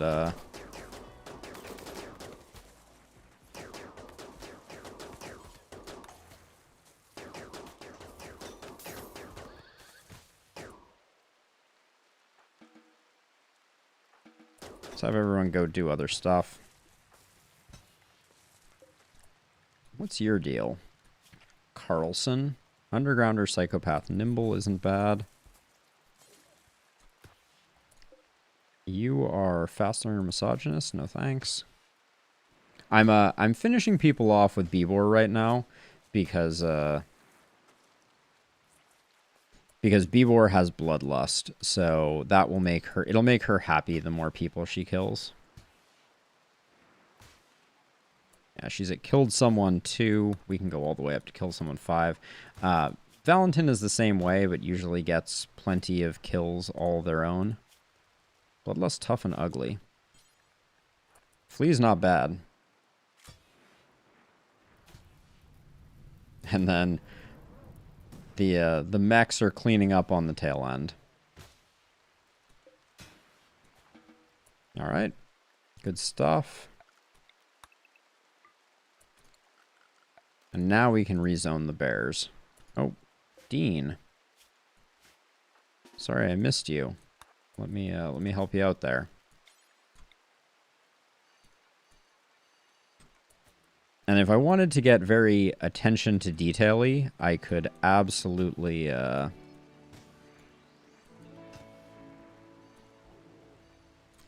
send the bears up to I could strip all the marine armor and send the bears up north. I'm not sure I will do that.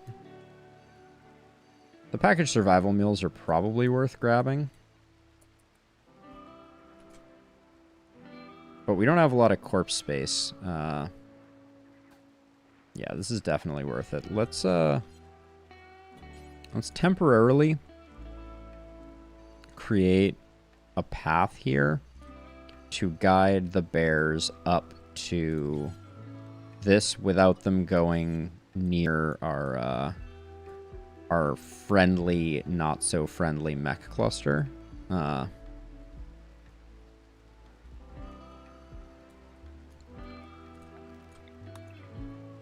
There we go.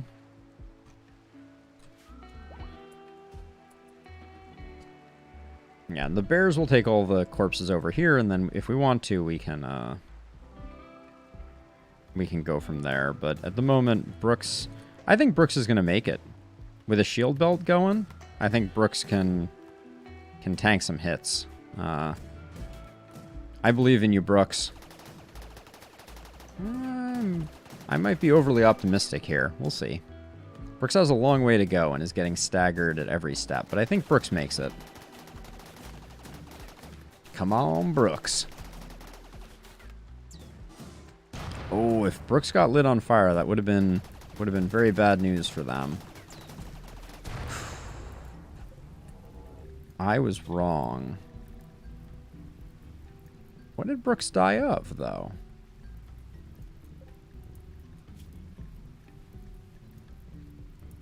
That seems surprising to me. That one Inferno cannon shot like that would kill Brooks. But what do I know? So many of these packaged survival meals are going to get eaten by the local wildlife. Not much we can do about it. I am going to strip some of the marine armors. Might as well. I can flag them for removal over here as well.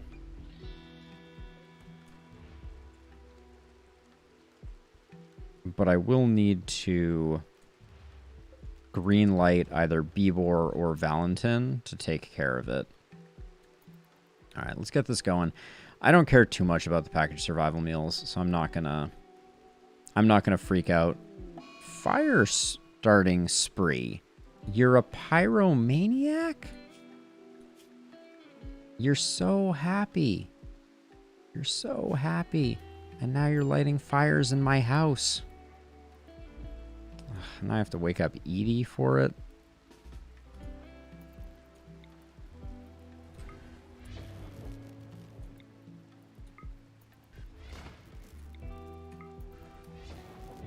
Oh my gosh.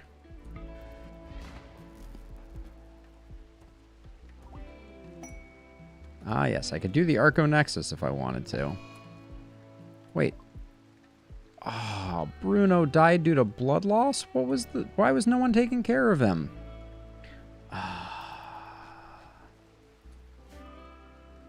Bruno's been around for a long time. Alright, Constantine has decided to move to lighting outside on fire, which is, I guess, preferable. I just didn't realize... I guess I should have looked. Yep, Pyromaniac. Damn. Alright, we are starting to get the meals brought in. Losing Bruno, though. That's sad.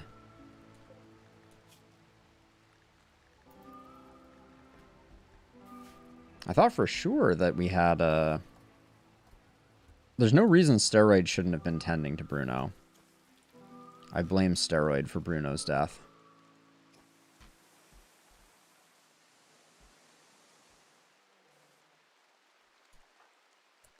Alright, so I'm going to temporarily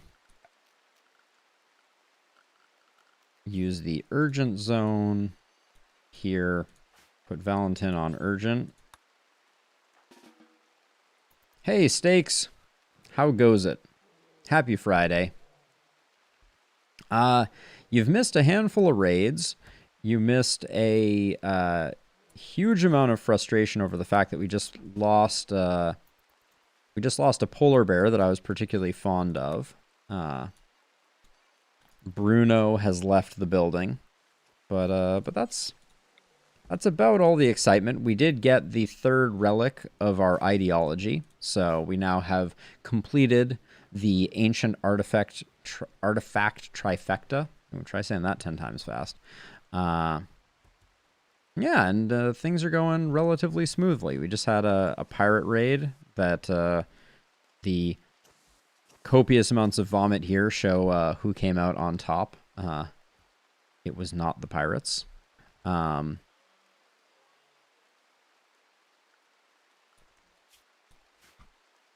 And now we're in the process of stripping down the pirates that are worth stripping down, and just chilling out. And then I think pretty soon we're coming towards the end of stream, give or take. And then I'm gonna go do all the clerical tasks that I have to do. I have a lot of videos to organize and clean up for the YouTube channel. Oh, all right. They are arriving not in a stupid place, so this particular group of traders will survive. Lucky ducks.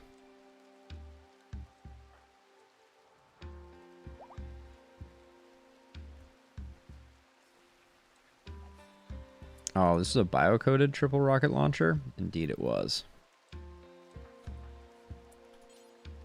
Alright, let's get Edie working this trade while everybody's in a convenient location. Okay, what do we got here?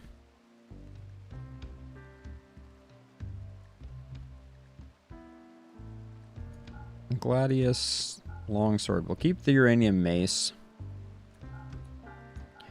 I love that I can immediately offload a lot of this total garbage weapons.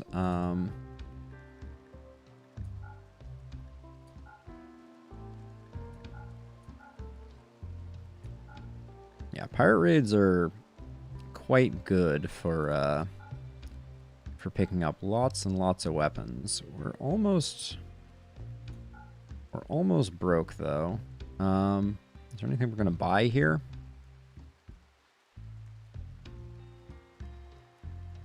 Looks like no. We need to come up with about 300 worth of stuff to buy, ideally. Ooh, a good charge rifle. Basically is a trade for everything, and then we can offload some more garbage if we have it. That can go.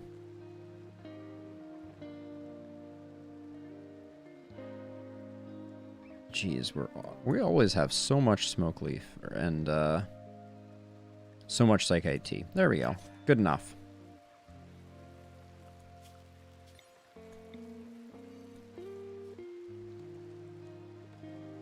All right, and this is all cleaned up, so we can zero it out. Yeah, how was your Friday, Steaks? Anything new and exciting going on in Steaks world?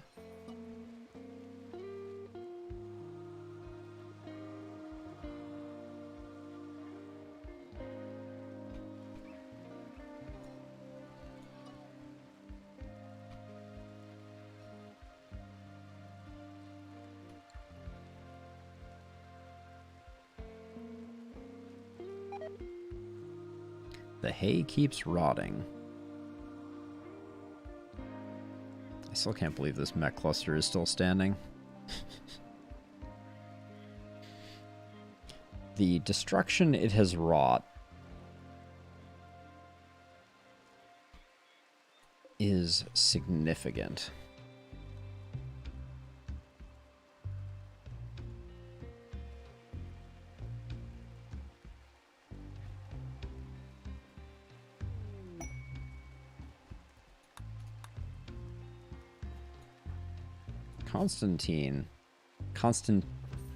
Constantius is never been happier. Oh wait, wait a second. That party was awesome. The music, the mood, everything was perfect. Was that?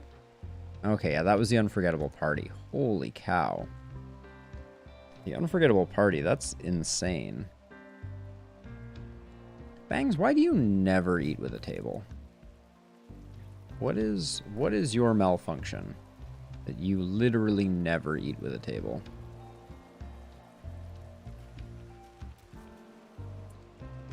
Oh, and why are we... Uh-oh. So we can fix this momentarily by doing that, but we have a power issue, and it's because of this. Gal, dang it.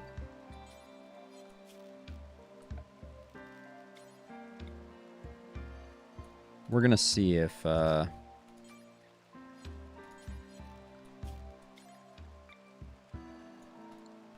gonna see if Flynn can rebuild this. I forgot that we had that. I don't know if they're going to be able to see in here while Flynn is building this, standing in this doorway, but we have to keep a very close eye on it. Wait, why is there a corpse here? Clearly I missed some corpses. Please don't get shot. Oh my god.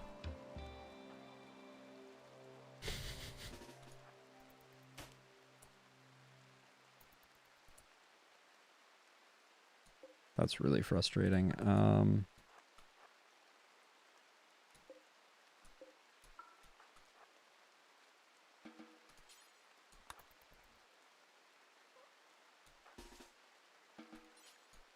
Nope. So we have to be very careful that the bad guys aren't coming down.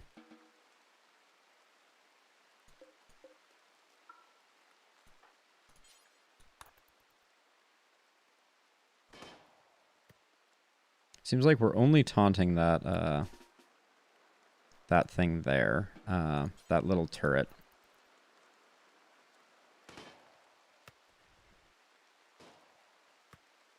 That sounded like a different thing shooting. Maybe it was the same.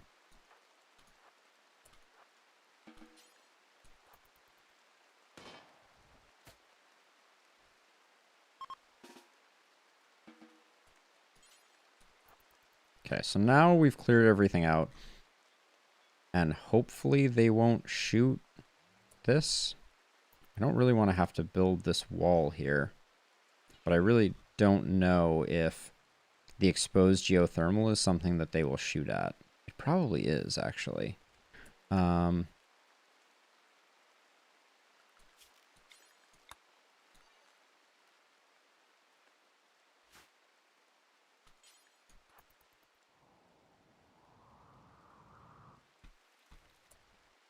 Okay, so Elliot is going to do something very stupid right now.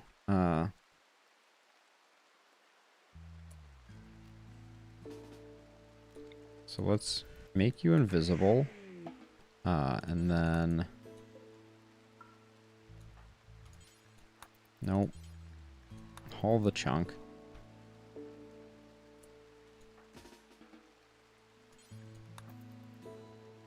Oh no, actually this is... Damn. Okay, this is getting messy.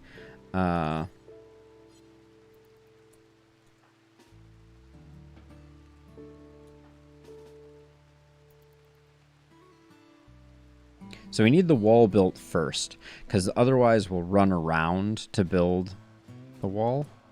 Who's shooting? Oh. Okay, let's run away.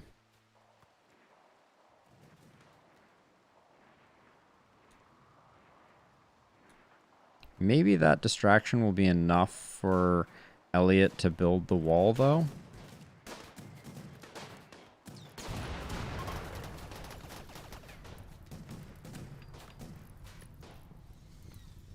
Get that done. There we go. Okay, so now we should be able to build the geothermal.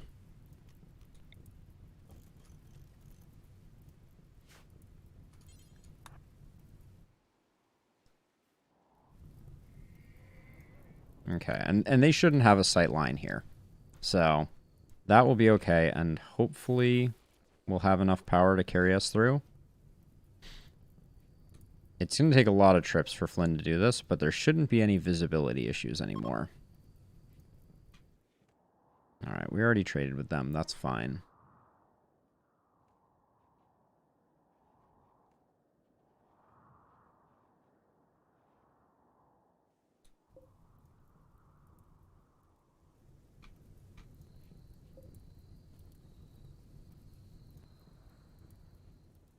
So let's check Flynn's needs. Flynn needs food, so let's not torture Flynn unnecessarily. Only torture Flynn necessarily. Alright, and Bangs is working on this now. Doesn't really matter who does it.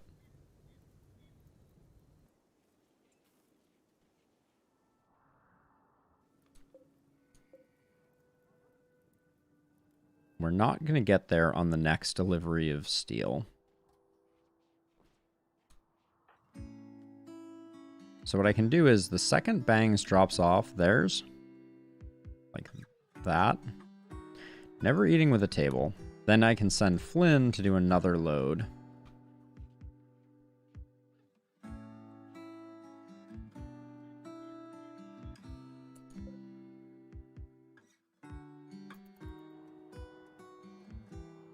Steaks, that would be Valentin right here, I believe, is the one you're talking about.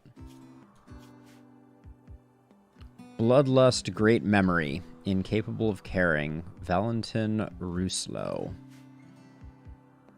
Is that who you were thinking of?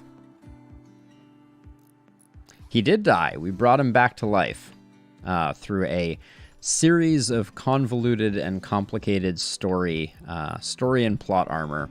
Valentin rose from the dead. Because the colony just wouldn't have been the same without him. He single-handedly saved and founded the colony, so... We brought him back through the magic of the Vanta Bit Chalice. I could find you the particular video on YouTube where I did it. I did it as a separate video. Mion, wherever you're most comfortable. I just like you lurking, although I will warn you it's going to be a short lurk because I'm almost done for the night. Just finishing off the last few things, but you can just hang out on Twitch if that's where you already were. Thank you, I appreciate it. RimWorld's not much for the numbers. RimWorld I do for my own soul. That's why I play the RimWorld.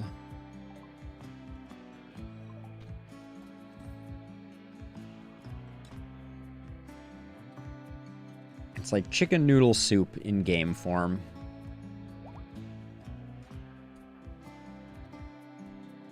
Mostly because of the music. These jams, so good.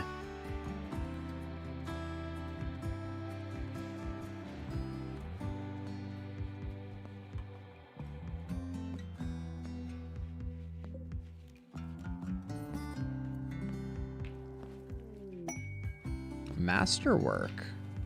Masterwork Duster. Thank you. Thank you, Bangs. Well done.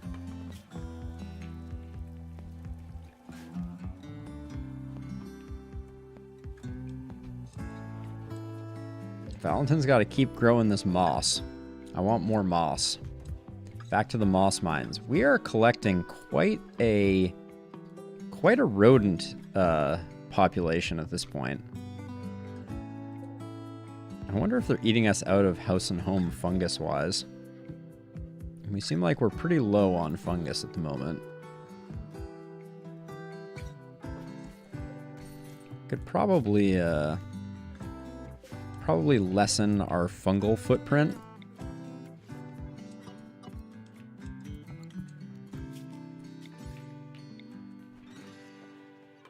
I'll just do that. That may just make it more work for the bears to keep the fungus stocked up, but we have about 1,000 guinea pigs hanging around here.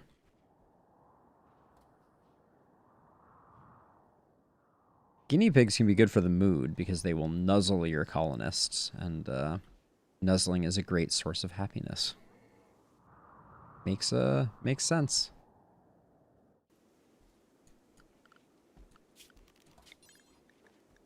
And the work zone should be amended to not include that space.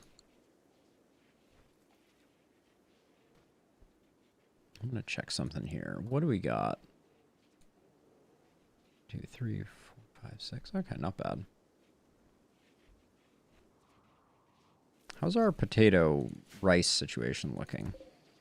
I think we've stabilized on rice.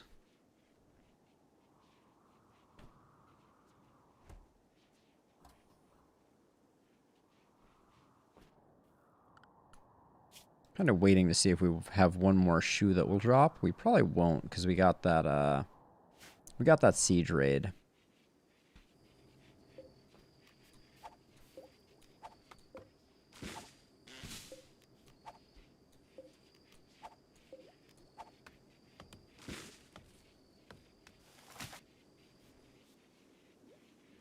Making sure the terrarium is not full of garbage.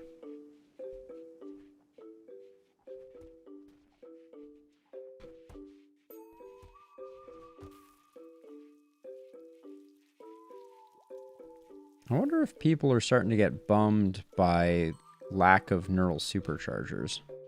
We're it looks like they're all currently on cooldown, which is not the way you want things to be set up.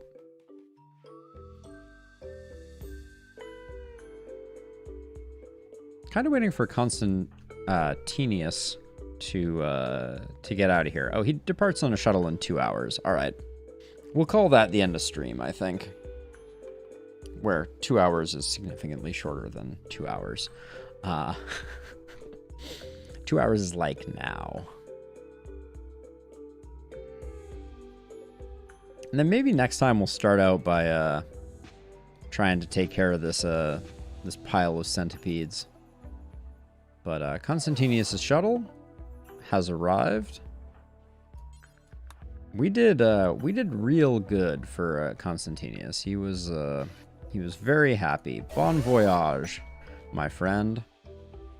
And in exchange, we picked up a burden psi trainer, which I think White is the person that I would like to have burden most if they do not already have it. You have Beckon, you don't have burden. So let's get White with burden, because burden is great for slowing down animals while you kite them and kill them. But yeah, with that, I think that's gonna do it for stream. Thank you to everyone who swung by. Mion, lovely to see you. Stakes, Stefan, thank you for hanging out. Curious, thank you for hanging out. And early on, Dawn, thank you for swinging by as well. I hope everyone is having a week, and yeah, I'll see everybody in the next one. Not sure exactly when that's gonna be, but probably not tomorrow night. Because like I said, the girlfriend is arriving, and I think I'm gonna be busy getting her settled in the basement that I now dwell in. So yeah, thanks everybody. Have a good night, and I'll catch you all in the next one sooner rather than later.